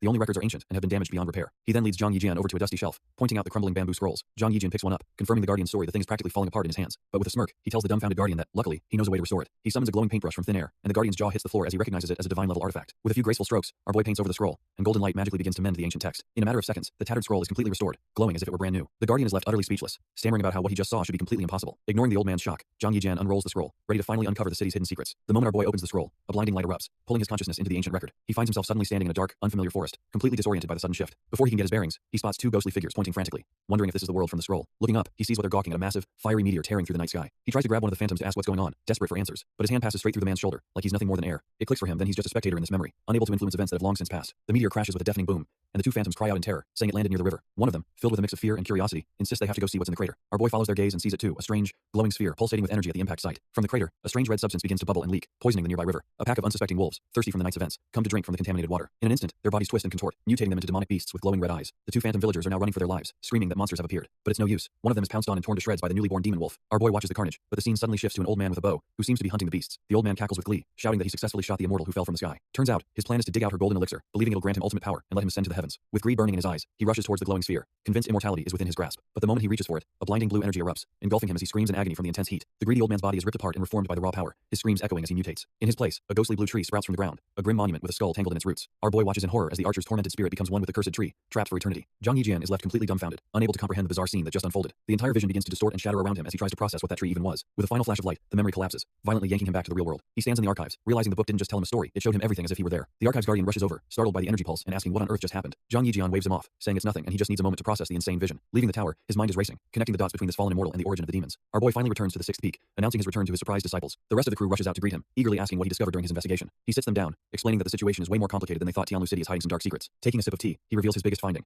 A mysterious and extremely dangerous person is lying dormant beneath the city. Zhang Chao immediately asks if he's talking about an immortal, but he admits he doesn't have all the answers and tells them to be cautious. Meng Qi adds that since the city is centuries old, it's not surprising that some insane secrets are buried there. With a plan forming, he orders Zhang Chao to gather some men and follow him to what he's calling the immortal tree. Zhang Chao, ever loyal, immediately agrees to carry out her master's cryptic command without hesitation. An hour later, a team of subordinates is hard at work, digging around the base of the massive tree from his vision. His disciples watch on, confused, asking why they're digging, and he simply says he needs to see what's buried underneath. He's convinced that what he saw in the archives was real. There should be traces of an immortal right here. His other disciples, Jiang Yayun and Meng Qi, are completely dumbfounded by this sudden revelation, but one of Zhang Chao's men reports back that they've dug 3 feet down and found absolutely nothing. Zhang Chao relays the bad news, pointing out that there's no sign of what he mentioned, but he tells her not to jump to conclusions. He admits to his disciples that this whole situation is bizarre and won't be easy to figure out. Leaning against the tree, he wonders why he can't feel any of the immortal energy the celestial demon spoke of. Frustrated, he breaks off a branch, questioning if there's some other trick at play that he's missing. With no leads, he tells Zhang Chao they're done for the day, and it's time to head back to the estate. But as night falls, it becomes clear that the secret wasn't meant to be found in the daylight. Deep beneath the water's surface, something begins to stir, revealing the true location of the hidden power. A lone fish swims peacefully, completely unaware of the ancient presence lurking below. Suddenly, a vortex of spiritual energy erupts, sucking the poor creature right in. Turns out, the source is an old man who devours the fish whole, finding its life force absolutely refreshing. He cackles with glee, celebrating his escape after being trapped for hundreds of miserable years. His plan is simple and sinister. Find cultivators with extraordinary talent, refine them, and use their power to restore his own. The next day, the bald warrior song he is just trying to do his kitchen chores, fetching water by the river. He thinks to himself that he can't be late, as the city lord is waiting for her meal. But before he can even lift his bucket, a hand made of pure water shoots out and grabs him. He's dragged into the river with a splash, completely dumbfounded by the sudden attack. Nearby, subordinates see him go under and start panicking, shouting for someone to save him. Just as everyone thinks Song he is done for, he bursts out of the water completely unharmed. Leaping back onto the shore, he looks as if nothing even happened. He casually tells the panicked subordinates that he just slipped by accident, and they all breathe a sigh of relief. But inside, the ancient fisherman controlling his body scoffs. This vessel is trash, tear, but he senses stronger cultivators in the mansion. Back at the city lord's residence, the possessed Song, he announces it's time to serve the meal, acting perfectly normal. Meanwhile, Zhang Yijian and his disciples are already eating, with Zhang Chao reporting her progress on the immortal tree investigation. Our boy just smiles, putting some food on her plate and telling her to focus on the meal for now. This immediately triggers his youngest disciple, Meng Qi, who complains that he's showing blatant favoritism. Zhang Yijian just laughs, assuring her there's more than enough delicious food to go around for everyone. At the same time, the fake Song he dismisses the other servants, telling them he will personally attend to the city lord. The ancient fisherman inside Song he sizes them up, The girls are talented, but he scoffs at the seemingly weak Zhang Yijian. Turns out, he came prepared, pulling out a little red pill he had hidden away for just this occasion. He pours the wine, thinking to himself that our boy, with his weak cultivation, is the perfect target to devour and restore his own power. But Zhang Yijian is completely oblivious, happily raising his cup for a toast with his beloved disciples. They all clink their cups together, enjoying a rare moment of peace and celebration. The possessed servant smirks as they drink, knowing the soul-confusing pill he slipped in will kick in any second. Just as planned, Zhang Chao is the first to react, clutching her head as a wave of dizziness hits her hard. The other disciples follow suit, complaining about the wine's insane potency as they start to lose their balance. In a flash, Zhang Yijian's expression hardens. He realizes the wine is tampered with, that they've been poisoned. But the realization comes a second too late, as even our boy collapses face first onto the table, completely out cold. The possessed servant, Song He, smirks as he reveals a magic bag, gloating that his plan was a complete success. With a flick of his wrist, the bag sucks up all the unconscious disciples as he raves about restoring his strength with their talent. Without a moment's hesitation, he leaps out the window, making a clean getaway with his precious cargo. But wait, our boy Zhang Yijian stirs, clutching his head and wondering if the wine was actually poisoned. He stumbles to his feet, looking at the empty table, and wondering where on earth his disciples disappeared to. The scene cuts to Song He, who's already miles away, cackling about how he'll refine them all. Inside the bag, the disciples wake up in a daze, thrown together in a painful, confusing pile. Zhang Chao, the first to come to her senses, tries to wake the others, asking how they ended up here. Their captor doesn't care, annoyed that one woke up so quickly as he plunges the entire bag into the water. He flashes a wicked grin, thinking this is just perfect for a live refining session. Inside the bag, Zhao Yurong has had enough, declaring she'll cut them out of this nightmare herself. The captor, Song He, feels the bag shudder violently as he holds it deep beneath the surface. He glances back, a flicker of annoyance on his face as he realizes his captives aren't staying put. With a flash of light, Zhao Yurong's sword slices clean through the supposedly unbreakable artifact. The four disciples spill out into the open water, finally free from the bag but now in a new kind of trouble. They're all completely disoriented, with Zhao Yurong realizing with a jolt of panic that they're underwater. But Zhang Chao is a step ahead, creating a protective bubble and telling everyone to get inside. Safely inside the barrier, she demands to know what their captor has done to them. The bald warrior just smirks, impressed that she was the one he had his eye on, the one who could break his bag. Zhang Chao's eyes narrow in suspicion. She points at him and declares that he is definitely not Song He. The imposter just cackles, telling her she's not worthy to know his real identity as he unleashes a devastating blast. All four disciples are sent tumbling through the water, completely overwhelmed by the raw power of the attack. But Zhao Yurong isn't going down that easy, summoning a razor-sharp crystal and preparing to strike back. With a burst of speed, she closes the distance and drives the crystal deep into the fake Song He's chest. To her utter shock, the man just smirks, grabbing her by the neck as the wound on his chest heals instantly. She's completely paralyzed, realizing the terrifying pressure radiating from him is strong enough to knock her out cold. Knowing they're doomed, she makes a split-second decision to use a forbidden technique to save the others. A massive vortex erupts, catching her fellow disciples and violently blasting them away from the fight. The spell is so powerful it launches them completely out of the water, sending them crashing onto the nearby shore. Zhang Chao scrambles to her feet, turning back to the water in horror and screaming for her senior sister Zhao. The force of the blast sends Zhang Chao tumbling across the grass, completely disoriented. She and Zhang Yayun realize the water is sealed by a divine sword array, and they're nowhere near strong enough to break it. Zhang Chao panics, asking if they're just supposed to stand by and watch their senior sister die. But Zhang Yayun grits her teeth, realizing this was a sacrifice. Their only hope is to find their master immediately. Back underwater, Zhao Yurong is completely unconscious, sinking into a glowing formation, utterly at her enemy's mercy. The imposter, Song He, is seething with rage, furious that this girl ruined his plans when he was just one step away from success. He reaches for her, his mind screaming that she deserves to die 1,000 deaths for her interference. But just as he's about to finish her, a twisted smile spreads across his face. He realizes he can still use her for his plans. At that very moment, our boy Zhang Yijian is racing through the wilderness, sensing the scent of his disciples just ahead. He's dumbfounded to see Zhang Yayun and Zhang Chao running towards him, frantically screaming his name. His disciples cling to him, crying and begging him to save their senior sister Zhao. Zhang Yijian's face hardens as he demands to know what happened, learning she's been kidnapped. But just as he's about to unleash hell, a familiar voice calls out from the distance. It's Zhao Yurong, looking exhausted and a bit beaten up, but miraculously, she's alive. Our boy and his other disciples are completely floored, unable to believe their eyes. They rush to her side, explaining they were just about to get their master to stage a rescue. After a tearful reunion, she apologizes for the scare, revealing she activated the divine sword seal array to escape. Once everyone calms down, Zhang Yijian gets straight to the point, asking who dared to kidnap his student. Zhang Chao quickly adds that it was Song He, but his soul seemed to be possessed by some unknown mastermind. Zhao Yurong confirms it, explaining there was an old man's soul in his body. She killed the soul, but Song He died in the process. Zhang Chao tries to console her senior sister, telling her she had no choice and offers to handle Song He's remains. Our boy cuts in, stating that the dead can't be revived and that they should head back to the peak to sort things out. But as they prepare to leave, Zhang Yijian can't shake the feeling that something about this whole situation is deeply wrong. Suddenly, one of Zhang Chao's subordinates comes sprinting over, frantically shouting that something terrible has happened in the city. He explains that while digging under the immortal tree, they discovered a bizarre pool of red liquid. The mention of a strange red liquid immediately puts Zhang Yijian on high alert. This is no coincidence. Zhang Chao is initially unfazed, but the subordinate clarifies that the liquid is causing the city's stray dogs to mutate into monsters. Before she can even react to that bombshell, a massive explosion erupts in the distance, shaking the very ground they stand on. Wasting no time, Zhang Yijian tells his disciples to follow him as they all take to the skies to investigate the chaos. Arriving at the scene, they find a city in absolute chaos as a mutated wolf pins down a helpless civilian. The beasts are relentless, sinking their bloodied fangs into anyone they can catch. It's a full-blown massacre, with the mutated dogs tearing through the populace like they're made of paper. The city guards are dumbfounded, wondering if they're under attack by a horde of demonic beasts. One of the guards bravely intervenes, managing to block a lunge aimed at a citizen, but his relief is short-lived as the monster's jaw clamps down, cracking his blade with ease. He can only watch in horror as his sword shatters, leaving him completely defenseless. Before he can even process his mistake, two more wolves pounce, sealing his fate. The slaughter continues, as another guard runs for his life, only to be ambushed from above. Just as a lone survivor tries to escape the carnage, four streaks of light descend from the heavens. It's Zhang Yijian's disciples, and they're not happy, roaring that these beasts are courting death by attacking Tianlu City. But these monsters are tough, and one of them gets the drop on Zhang Chao, who freezes in terror. Before the beast can land a fatal bite, Meng Qi swoops in, warning her senior sister as she drives her sword into its head. Realizing they're surrounded, Zhao Yurong rallies the girls, telling them to stick together and clear out the trash. The four of them become a whirlwind of destruction, their coordinated attacks easily overwhelming the mutated wolves. The fleeing cultivator can only watch, completely floored that these young girls are somehow stronger than his own sex elders. Suddenly, a voice cuts through the chaos. It's Zhang Yijian, calmly stating that of course his disciples can handle this. But the cultivator isn't impressed, pointing out that our boy has zero spiritual energy and is just trying to look cool. Just as the cultivator finishes his sentence, a mutated wolf lunges straight for our boy, Zhang Yijian. But before it can even get close, his disciples leap in front of him, swords drawn and ready to protect their master. The fleeing cultivator is absolutely gobsmacked, realizing this powerless-looking dude is actually their leader. With the immediate threat gone, Zhang Yayun takes command, organizing the girls into a defensive formation. Zhang Chao and Meng Qi immediately get to work, fighting back-to-back to thin the monster's herd. But lurking in the shadows, the ancient fisherman sees his chance, deciding to let the disciples get overwhelmed. Disguised as Zhao Yurong, he lets a wolf get a clean bite on his shoulder, pretending to be injured. He collapses dramatically, luring the beasts in, as Zhang Yayun cries out in shock for her senior sister. The trap is sprung as a whole pack of the mutated wolves descends upon the fallen disciple. The disciple's formation is crumbling, and Meng Qi screams as a massive wolf finally breaks through her defense. It's a total rout. The monstrous wolves tear through their lines, sending the girls flying in every direction. All the while, the disguised fisherman watches with a smug grin, thinking his plan to have them all injured is working perfectly. But before the wolves can land a final blow, a blur of golden light erupts from nowhere, slicing the beasts to ribbons. It's our boy Zhang Yijian, who has finally decided to step in, unleashing an absolute storm of sword strikes. He moves like a phantom through the chaos, effortlessly sending the mutated monsters flying with every single swing. The fisherman is left completely dumbfounded, unable to process how this guy just wiped out the entire horde in a few seconds. Even the fleeing cultivator who witnessed the whole thing is stunned, realizing this dude is a total freak of of nature. Completely unaware of the deception, Zhang Yijian rushes to his disciple's side, and the fisherman just plays along, thanking his master. The ancient fisherman sizes up our boy, thinking that if he can just absorb him, he'll not only recover his full strength, but might even achieve a breakthrough. Just then, his other disciples arrive, apologizing for failing to protect their senior sister, completely unaware she's an imposter. The girls are fired up, ready to follow their master's command to investigate the source of the strange red liquid. Still completely fooled, Zhang Yijian gently tells the imposter to get some rest, and the old man just eats it up, playing the part of the grateful disciple. Later that night, back at the residence, the real investigation begins under the full moon. They're all huddled around a map, but Zhang Qiao reports that her search parties have come up completely empty-handed. Zhang Yijian connects the dots, realizing the red liquid must be the blood of a female immortal mentioned in an old book, but her body is no longer in its original location. Fed up with the lack of progress, he decides he's had enough waiting around and will investigate personally. Without a moment's hesitation, our boy rockets into the night sky, determined to uncover the truth himself. But as he's searching, he's suddenly stopped by a familiar face. It's Yurong, asking what she's doing out here. The imposter puts on a masterclass performance, claiming her wound got infected and she desperately needs his help. Completely fooled and worried for his disciple, Zhang Yijian moves in to take a look, falling right into the trap. The second he gets close, the imposter blows a cloud of knockout powder right into his face. The potent dust hits our boy like a truck, and he staggers backward, his senses completely failing him. With a wicked grin, the imposter reveals his true intentions. Having successfully neutralized his target, he shoves Zhang Yijian into a magic sack, gloating that refining this powerful body will make him invincible. Without a second thought, the old man disguised as a young girl makes his getaway into the night sky. Inside the artifact, our boy is completely helpless, sealed away as the imposter escapes. But it turns out our boy was just playing dumb, wondering what kind of fool would dare possess his disciple's body. He'd known from the start that something was off, sensing a strange, possessed aura around Zhao Yurong. Realizing someone was trying to pull a fast one, he decided to play along and see what this clown was really after. Back in the present, the imposter, still wearing his disciple's face, dives deep into the water with his precious cargo. Under the pale moonlight, he swims towards his hidden lair to begin the final phase of his plan. He finally drops the disguise, revealing his true form. A creepy old man who's been puppeteering the young girl's body. The ancient fisherman's spirit rips itself free from the host, ready to complete his sinister ritual. With his disciple's body lying unconscious before him, he prepares for the final step of his absorption technique. The old man grins like a maniac, absolutely convinced he is about to achieve the power has craved for centuries. The old man cackles, kicking off his refinement ritual, absolutely certain of his victory. But just as he starts, our boy Zhang Yijian crashes the party, kicking the precious treasure right out of his grasp. The ancient fisherman is completely dumbfounded, while Zhang Yijian just calmly identifies the old monster. He demands to know how Zhang Yijian is still conscious, but our boy just scoffs that his pathetic miss was a complete joke. Enraged at being played for a fool, the fisherman summons a powerful spirit archer to end this. The spiritual warrior lets loose a massive arrow of pure energy, intending to obliterate him on the spot. The attack screams through the water, a glowing blue harbinger of death aimed right at our hero. It connects with a massive explosion, shaking the very foundations of the underwater lair. The silhouette shows the arrow piercing clean through Zhang Yijian's chest. It looks like a fatal blow. The fisherman gloats that the arrogant fool couldn't even handle one of his moves, but turns out our boy is standing there without a scratch. Suddenly, he's bound by strange roots as Zhang Yijian appears behind him, sarcastically complimenting his impressive strength. The fisherman is dumbfounded, realizing the fatal blow only destroyed a paper decoy as Zhang Yijian tells him he's not strong enough to kill him. With the tables turned, our boy lunges forward with his sword, declaring that the old man is the one who's about to die. But the ancient monster isn't down yet, catching the blade with his bare hands in a desperate block. He then unleashes a massive burst of energy, creating a protective barrier that sends Zhang Yijian flying backward. Our boy realizes the fisherman is using the very roots that bind him as a source of power, creating a frustrating stalemate. The old man rages, screaming that if he were at his peak, he would have already annihilated this punk. Zhang Yijian sees right through it. The fisherman is completely immobilized and is just putting on a brave face. So he pulls out another trump card, a divine grade puppet paper man, and tells the terrified old man he's as good as dead. The divine puppet descends like an executioner, its colossal sword aimed right at the trapped fisherman. In a panic, the old man screams and activates his Chen Kun shield, a desperate last-ditch defense. The puppet's blade smashes into the barrier, the sheer force of the impact shaking the entire area. But it was all a distraction. Our boy suddenly appears right in his face, charging the infinite hand as the fisherman realizes he can't react in time. Zhang Yijian lands a clean hit right through a gap in his defense, shattering the old man's confidence. The fisherman is utterly dumbfounded, sputtering that our boy somehow found his one and only weakness. Without missing a beat, Zhang Yijian follows up with another brutal strike, pushing the ancient monster to his limit. The old man can't believe it, demanding to know how he possibly figured out the flaw in his impenetrable shield. Our boy calmly explains that being bound by the roots means his spiritual energy is sluggish and can't move freely. Turns out, he used the puppet to test the fisherman's reaction speed,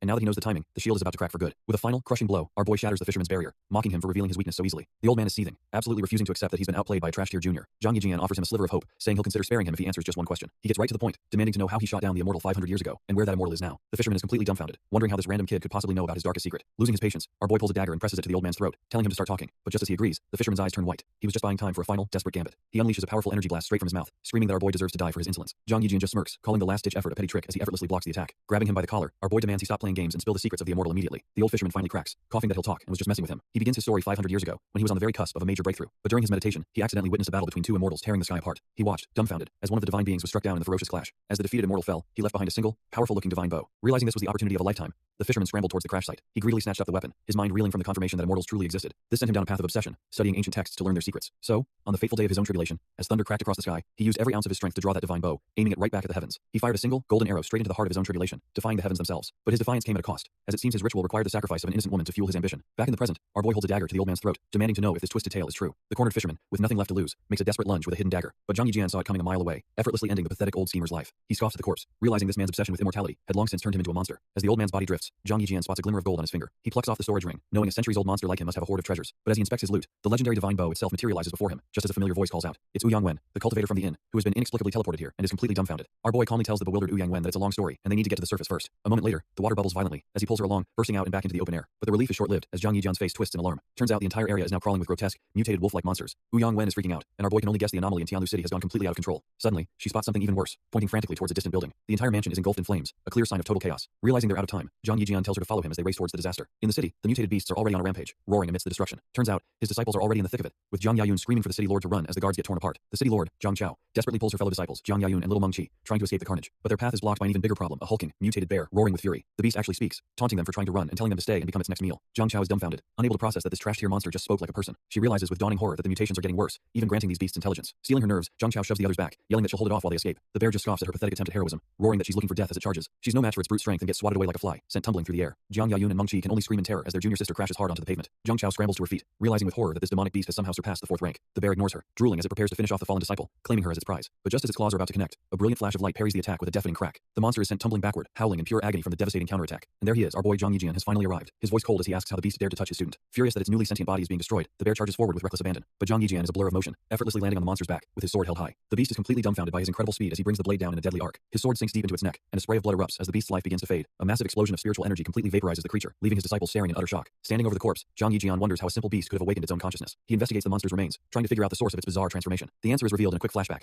A normal bear drinking from a strange, blood-red spring. After a single sip, the creature mutated into the raging, red-eyed beast he just had to put down. The realization hits him hard. If other beasts find this spring, it'll be a total catastrophe. His disciples arrive, and he explains that the demonic beast gains sentience by drinking that tainted red water. Just then, his system pings, alerting him that a new potential disciple has been found at that very spring. Our boy just smirks. This is perfect timing, as he was already planning on checking the place out. The scene shifts to the eerie eastern wilderness spring pool, its waters glowing with an unnatural crimson light. And just as he feared, more unsuspecting animals are already there, drinking the very liquid that creates monsters. A newly sentient bear roars, its mind awakened by the tainted water. It gloats about its newfound intelligence, and summons its barbarian wolf pack to come drink. The mutated wolves arrive at the spring, but are immediately put on edge by a strange sound. Suddenly, the water begins to bubble and churn violently. The wolves don't even have time to react as a powerful vortex opens up and sucks them under. Half an hour later, the area is quiet and serene, hiding the chaos that just unfolded. Our boy Zhang Yijian finally arrives with his disciples, taking in the sight of the blood-red spring. Zhang Chao looks on with concern, noting how quickly the red liquid is spreading. Just as she speaks, ripples spread across the water's surface. The lifeless bodies of the mutated wolves float up, confirming someone has already cleaned house. Zhang Yijian senses a terrifying aura lingering in the water, while Meng Qi is just freaked out by the whole scene. Deciding he has to see for himself, he dives straight in as his disciples shout for him to be careful. At that exact moment, a group of cultivators from another sect flies overhead on their swords. One of them, Han Sheng of the Haixing sect, complains that his master forced him out here to train against demonic beasts. He lets out a massive yawn, completely bored with this so-called training. But his companion spots something, and Han Sheng's eyes go wide when he sees a group of beautiful women by the spring. With a sleazy grin, he declares they should go down and get acquainted, diving towards the disciples. Meanwhile, our boy Zhang Yijian sinks deeper into the blood-red water, searching for the source of the corruption. He finally breaks the surface, finding himself inside a hidden underwater cave. Stepping ashore, he's dumbfounded, wondering who in the world could have opened this secret passage. But his confusion quickly turns to shock as he senses a presence inside the cavern. Lying on a stone altar is a woman, bathed in a pure, blinding light. He draws his sword, but his system chimes in with a do-or-die mission: recruit her, or lose the system forever. Just then, the mysterious woman's eyes flutter open, revealing pupils of pure gold. Outside, Zhao Yurong worries about their master, but Zhang Chao has faith, just as some trash-tier cultivators arrive. Zhao Yurong whirls around, demanding to know who dares to sneak up on them. The leader, Han Sheng, smugly introduces himself and his Haixing sect lackeys. He immediately gets handsy with Zhang Chao, who's having none of his garbage, and tells him to get lost. Without a second thought, she delivers a crisp slap right across his arrogant face. Stunned and furious, Han Sheng and his boys roar that she's just signed her own death warrant. But instead of being angry, Han Sheng just smirks, saying he likes her fiery spirit. Zhang Chao is disgusted, and warns him that he's about to regret ever being born. Before his goon can even react, she delivers another lightning-fast slap right to his face. The disciple stumbles back, dumbfounded and furious at being humiliated by this woman. That's the last straw for Han Sheng, who drops the act and screams for his men to kill her on the spot. The Haixing sect disciples eagerly charge forward, ready to tear her apart. Suddenly, an invisible force erupts, and sends the attackers flying backward through the air. Han Sheng is knocked to the ground, completely baffled as to where that power came from. A massive explosion of water suddenly erupts from the nearby river, revealing the source of the attack. It was Zhao Yurong, emerging from the depths after unleashing a devastating technique to protect her friend. But the reunion is cut short as their master, Zhang Yijian, suddenly stumbles into the clearing, looking seriously wounded. Zhao Yurong and Zhang Yayun are horrified, crying out for him in a panic. He just grits his teeth, yelling at them to stay back and run for their lives. Of course, his disciples completely ignore the order and rush to his side, worried sick about his condition.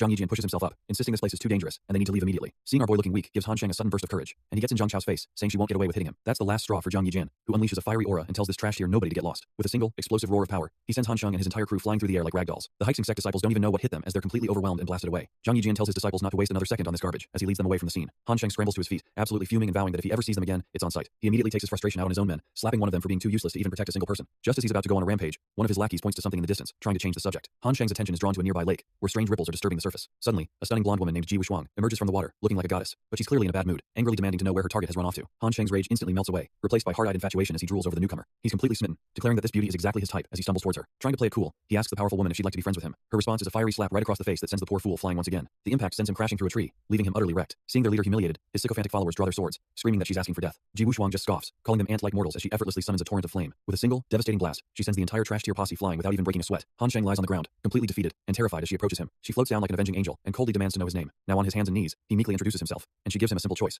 Does he want to live? The terrified fool practically screams that he dreams of living, willing to do anything to survive. With a smirk, she places a fiery shackle around his neck, branding him as her property. Miles away, our boy Zhang Yijian's eyes snap open as a fiery dragon aura erupts around him. He can feel her immense power. The fiery slave mark burns in Han Sheng's eyes. He's no longer his own man. Ji Wuxuang gives her new dog his first mission: find 3 legendary treasures in half a month, or she'll snuff him out herself. Absolutely terrified, Han Sheng scrambles to his feet, promising to leave immediately to complete her impossible task. But the moment he's gone, the powerful immortal suddenly stumbles, coughing up a mouthful of blood. It seems her body can't handle the thin spiritual energy of the mortal realm. She needs those items to ascend, and fast. Meanwhile, our boy's disciples rush over, asking what has him so on edge, and he tells them a dangerous person is in the spring pool. He drops a bombshell on them, revealing the presence he sensed wasn't just strong, it was it was an actual immortal. A vision flashes in his mind. It's her, the same immortal woman from the ancient battle who was struck down from the heavens. He can feel her overwhelming power as she descends, confirming she's the source of the disturbance. His disciples are left completely dumbfounded, wondering not only if immortals are real, but why this one found their master's aura so repulsive. Our boy reveals the reason for the immortal's animosity is the very weapon in his hands. He explains this is the divine bow, a legendary weapon that has slain immortals before. Meng Qi asks why he doesn't just use it now, but Zhang Yijian grimly admits he already tried. Turns out the bow is incomplete and can't unleash its true power without the Sky Spirit Stone. Zhao Yurong panics, thinking they should hide, but her master just grins, saying a plan is already in motion. When they ask what to do, he simply tells them to focus on their cultivation and leave the rest to him. He's confident that with his own breakthroughs in the bow, even an immortal can be taken down. With that, he sends his disciples off to train while he personally hunts for the Sky Spirit Stone. The scene cuts to the Black Star sect, where someone else is also desperately searching for the stone. It's Han Sheng, the immortal's errand boy, who's furious that his men have found other treasures but not the one she needs. Just as he's fuming, his disciples burst in with incredible news. They finally located the Sky Spirit Stone. Han Sheng slams the table, demanding to know where it is, only to be told it's on Copper Mountain, guarded by 8th tier demon beasts that already killed 30 of their men. But he just scoffs, thinking 8th tier beasts are nothing.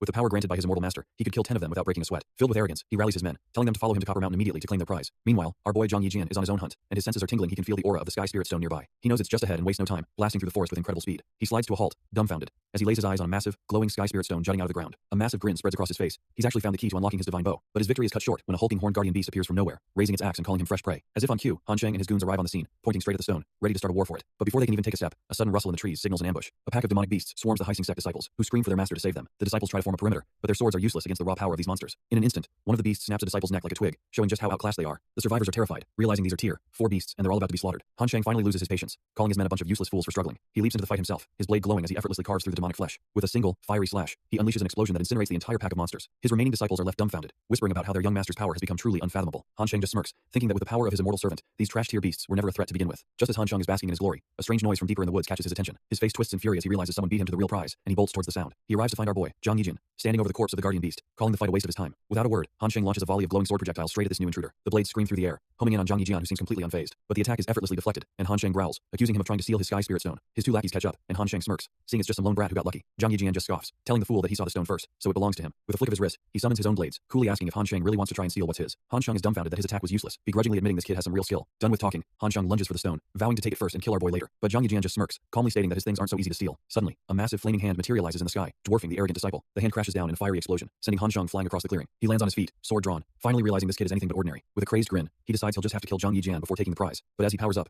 a terrifying shadowy dragon with a single red eye erupts from his own body. The monstrous aura fills the entire forest, a truly demonic presence. Even our boy is taken aback, wondering what kind of dark sorcery this is. The shadow dragon lets out a deafening roar and lunges, forcing Zhang Yijian to face it head on. But the dragon's power is immense, and our boy gets slammed by a flurry of shadowy claws. He's sent reeling, coughing up blood as his body screams in protest. Han Sheng is dumbfounded. He can feel his own power being suppressed, yet he just blew this guy away like nothing. Zhang Yijian grits his teeth, realizing his usual tricks aren't working, and he needs a new strategy, fast. As he dodges another attack, the shadow dragon suddenly dissipates into thin air. In its place stands Han Sheng, but he's changed, sprouting horns and claws with a wicked grin. The transformed disciple sneers, finally acknowledging that Zhang Yijian is a worthy opponent. Our boy realizes this freak is no pushover, and he has to find a way to end this quickly. He quickly checks his system, which confirms his disciples are mid-breakthrough, locking his power. All he has to do is stall. Once his disciples succeed, his cultivation will return and he'll have the power to crush this fool. The transformed Han Sheng lunges forward, roaring that it's time for our boy to die. Thinking fast, Zhang Yijian throws up a hand and desperately tells him to wait a moment. Han Sheng just scoffs, mocking him for suddenly getting cold feet, now that death is at his door. Our boy lays the bait, offering to give up the Spirit Stone if Han Sheng just gives him a moment to prepare for an honorable final battle. When the demon scoffs at the idea, Zhang Yijian ups the ante, promising to hand over all 4 of his disciples if he's defeated. That gets Han Sheng's attention. His eyes gleam with a twisted interest at the thought of such a prize. Zhang Yijian seals the deal, swearing on his honor that a gentleman never goes back on his word. The arrogant fool completely buys it, gloating that he'll cripple Zhang Yijian first before forcing him to lead him to the disciples. With the trap set, our boy kneels and focuses, thinking he's successfully bought the precious time he needs. But Han Sheng notices his aura hasn't changed one bit, and sneers that this is just a pathetic attempt to stall for time. Han Sheng is already lost in a twisted fantasy, imagining how hell enjoy the disciples he's about to claim. But he quickly snaps out of it, deciding to forget the daydream for now. He can't wait any longer and explodes forward, ready to end this farce. Our boy curses the scoundrel, realizing his only option is to hold on and pray his disciple succeeds in her breakthrough. He unleashes a desperate slash, throwing everything he has into the attack. But the demon just laughs, blocking the blade with his bare hand and mocking him for overestimating his own power. Han Sheng promises to torment him slowly, starting by crippling one of his arms. Zhang Yijian grits his teeth, knowing the attack is too close and he can't possibly dodge it in time. With a sadistic roar, the demon lunges in for the kill. But just as it seems all is lost, the scene cuts away to a glowing pagoda in Tianyu City. Inside, his first disciple, Zhao Yurong, is surrounded by a torrent of spiritual energy. At the same time, Zhang Yayun's power erupts in a storm of purple lightning. His third disciple, Zhang Chao, channels a fiery aura, her cultivation soaring, and even his youngest, Meng Qi, is wrapped in a gentle blue light, achieving her own breakthrough. Back on the battlefield, Han Sheng's demonic claw descends, ready to tear our boy apart. But Zhang Yijian catches the attack with one hand, leaving the demon utterly dumbfounded. A golden aura explodes from our boy as he effortlessly sends Han Sheng flying. The demon is seething, unable to process how this trash-tier weakling suddenly got so strong. He's blasted backwards, completely overwhelmed by a power that just appeared out of nowhere. His lackeys can only stare in horror, convinced Zhang Yijian was hiding his true strength all along. The remaining Heising sect disciples don't stick around to find out what happens next. They just book it. Our boy stands over the defeated Han Sheng, coldly stating that harassing his disciples meant his death was a mercy. As the demon's soul dissipates, a strange crystal drops, and Zhang Yijian realizes he needs to reward his own disciples when he gets back. He picks up the glowing stone, completely clueless as to what it is. Sensing an aura similar to a female immortal's, he decides to use a soul-searching technique on the body to get some answers. A vision of a powerful woman appears in his mind, and suddenly, everything clicks into place. Back at his peak, his first disciple Zhao Yurong rushes out to greet him, thrilled that her master has returned safely. All 4 of his disciples gather around, excitedly announcing that they all had a massive breakthrough at the exact same time. Zhang Yijian can't help but smile, genuinely proud of how far they've all come, but he cuts the celebration short, telling Zhao Yurong there's an urgent situation, and she needs to go find Tian Hu immediately. Our boy gathers his disciples, explaining that a great enemy is on the horizon, and they need to be fully prepared for what's coming. Meng Qi's eyes go wide as she recognizes the heavenly spirit stone, and he confirms he found the legendary material. He then announces his plan to fuse the stone with her her bow, channeling his power to begin the process. In a brilliant flash of light, the stone and bow merge into one, reforging the weapon into a divine-grade crystal artifact. Zhang Yijian looks on with a proud smirk, the upgrade a complete success. Just then, Zhao Yurong returns, announcing she's brought the demon general Tianhu as requested. He tells the general there's an urgent task,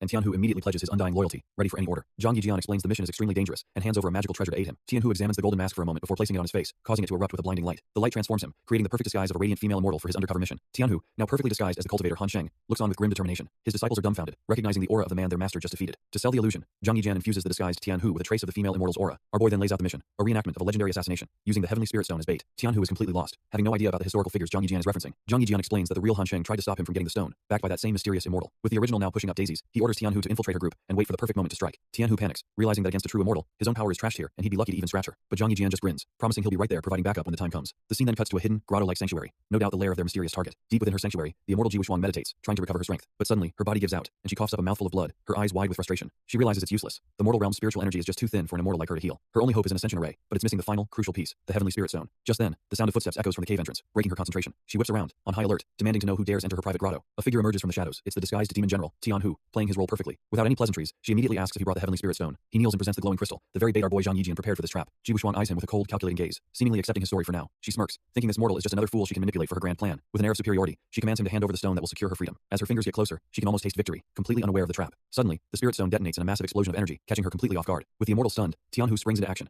revealing a cursed dagger meant to kill gods. He lunges forward, plunging the blade deep into her chest before she can even react. Standing over her fallen body, the demon general shouts to his master that the mission is a success. Our boy Zhang Yijian finally reveals himself, but he's not convinced, wondering if it could really be this easy. As Ji Wuxiang's body begins to dissipate into light, Tianhu is ecstatic, believing he actually did it. But Zhang Yijian's expression hardens. He knows an immortal of her caliber wouldn't fall for such a simple trick. Just as he's processing the situation, our boy realizes the entire thing was a trap set for him. A golden binding seal materializes out of thin air, locking onto him as its target. Before he can even react, the energy chains wrap around his body, and he's shocked by their incredible speed. Ji Wuxiang reappears from the dissipating light, recognizing him as she dives in for the final blow. In a blinding flash, Zhang Yijian's silhouette is seemingly obliterated by her attack. The immortal lands with a smug huff, believing she's easily disposed of the pest. But something feels wrong, and she pauses for a moment, sensing that it was too easy. She turns around, completely dumbfounded, to find Zhang Yijian standing behind her without a single scratch. Her confident expression twists into pure annoyance, realizing he's not the trash-tier cultivator she thought he was. Turns out, all she destroyed was a paper talisman decoy floating in the water. Our boy played her like a fiddle. Our boy just smirks, revealing the paper decoy, and telling her to quit playing dirty since he knows all her tricks. He then summons a brilliant golden sword, challenging her to settle this with a real head-on clash. Furious at being outsmarted, Ji Wuxiang erupts in a torrent of flames, declaring that's exactly what she intended. She charges forward with her flaming sword, ready to show this mortal the true might of an immortal. Zhang Yijian stands his ground, completely unfazed, wondering what's so special about being an immortal anyway. With a battle-hungry grin, he promises to show her the terrifying power a mortal can wield. He swings his blade, launching a massive arc of golden energy straight at the charging immortal, but she's lightning fast, zipping past the attack and appearing right behind him in the blink of an eye. She grabs him by the shoulder, snarling that there's nowhere left for him to run, yet he effortlessly blocks her strike, and she's left utterly shocked by the sheer force behind his parry. She's completely dumbfounded, wondering how a mere mortal could possess a divine-grade artifact. Realizing he's no ordinary cultivator, she decides it's time to stop holding back. Our boy grits his teeth, admitting to himself that an immortal speed is on a whole other level. She unleashes a massive golden dragon, screaming for him to die, but he smirks, knowing he has a backup plan. Turns out the plan was to snatch the heavenly spirit stone right under her nose. He bolts out of the cave, taunting her to come and take the stone if she thinks she's got what it takes. Absolutely furious, she powers up, vowing that he won't even think about escaping. He zips through the forest like a golden comet, putting as much distance as he can between them. But she's right on his tail, descending from the sky and demanding to know where he's going. She easily closes the gap, boasting that when it comes to pure speed, he can't possibly beat her. But just as she closes in, our boy smirks, revealing that he was never fighting alone. Suddenly, dark purple chains erupt from the ground, binding the immortal's legs as she cries out in shock. Turns out, he led her right into a massive ceiling formation prepared by his disciples. She struggles with all her might but realizes she's completely immobilized by the strange power. With a final scream of frustration, she's dragged down and sucked into the glowing gourd. Zhang Yijian arrives on the scene as his disciples celebrate, shouting that their insane plan actually worked. The rest of his crew, including a new tiger-like guardian, are overjoyed, thinking the crisis is finally over. But Zhang Yijian immediately shuts them down, warning them not to let their guard down just yet. Inside the artifact, the immortal is dumbfounded, recognizing it as the legendary purple gold gourd. Before she can even recover, she looks up to see three shadowy archers taking aim from the darkness. The immortal just laughs, easily swatting away the shadow arrows and calling them nothing but petty tricks. She scoffs at their naivety, thinking these mortals have no idea who they're dealing with. Spotting the formation's core up ahead, she vows to make them pay the moment she breaks out of this stump. But as she rushes forward, a sinister purple chain erupts from the ground, snagging her foot. Before she can react, more chains burst out, wrapping around her body and trying to pin her down. She struggles with all her might, screaming that she absolutely cannot be trapped in a place like this. After all, she still has to return to the immortal realm and find her true purpose. Pushed to her limit, she unleashes a terrifying burst of fiery energy, intending to shatter the entire formation from within. The inside of the gourd is rocked by a massive, blinding explosion that tears the very space apart. Outside, his disciples can only watch in horror as the divine artifact starts to crack, shouting that the immortal is breaking free. Just as things are about to go sideways, our boy Zhang Yijian steps in, ordering everyone to get back. The divine gourd glows with an unstable light, the cracks spreading rapidly as it fails to contain the immortal's power. With a final triumphant roar, Ji Wuxiang shatters her prison, emerging amidst a storm of fiery energy. But before she can even take a breath of fresh air, a golden arrow comes screaming through the sky right at her. She just scoffs, arrogantly raising her hands to block what she thinks is a trash tier attack. Big mistake. The arrow smashes through her pathetic energy shield like it's not even there. It pierces straight through her shoulder, sending the so-called immortal flying back in a state of pure shock. She crashes to the ground, wounded and utterly dumbfounded, staring up at the man who just put her in her place. Zhang Yijian looms over her, holding a massive spiritual bow, and calmly asks if she's finally ready to talk. Spitting blood, the immortal rages that mortals are just insects who can only win with sneak attacks. Our boy calmly tells her not to twist the facts, reminding her that she was the one who attacked first. She's not having any of it, seething that if it weren't for his past treachery, she wouldn't be in this mess. Zhang Yijian clarifies that he didn't ambush her, and in fact, he already killed the old bastard who did, which technically makes him her savior. He then coldly states that her existence disrupts the mortal world's order, so she needs to get lost. But then he reveals he knows she's been searching for a way back to the immortal realm for hundreds of years. Ji Wuxiang is completely floored when he pulls out the legendary heavenly spirit stone, wondering who this man could possibly be. He explains that even with the stone, her spiritual energy is shot, and her cultivation is burned, making it useless to her now. Then comes the final power move. He offers to help her, but only if she kneels and accepts him as her master. Ji Wuxiang weighs her options, realizing that after hundreds of years, her family has likely suffered for her downfall. now, and she has to get back. With no other choice, she steals her resolve, deciding to swallow her pride and take the gamble on this mysterious man. The proud immortal kneels before our boy, formally greeting him as her new master, a truly humiliating moment for her. And just like that, the system dings, congratulating Zhang Yijian for completing the mission and unlocking a breakthrough to the mid-grand ascension stage. Our boy can't help but smirk, thinking to himself that the reward for bagging an immortal disciple is actually pretty sweet. He then casually tosses her a glowing orb, telling his good disciple to take it, leaving her utterly dumbfounded.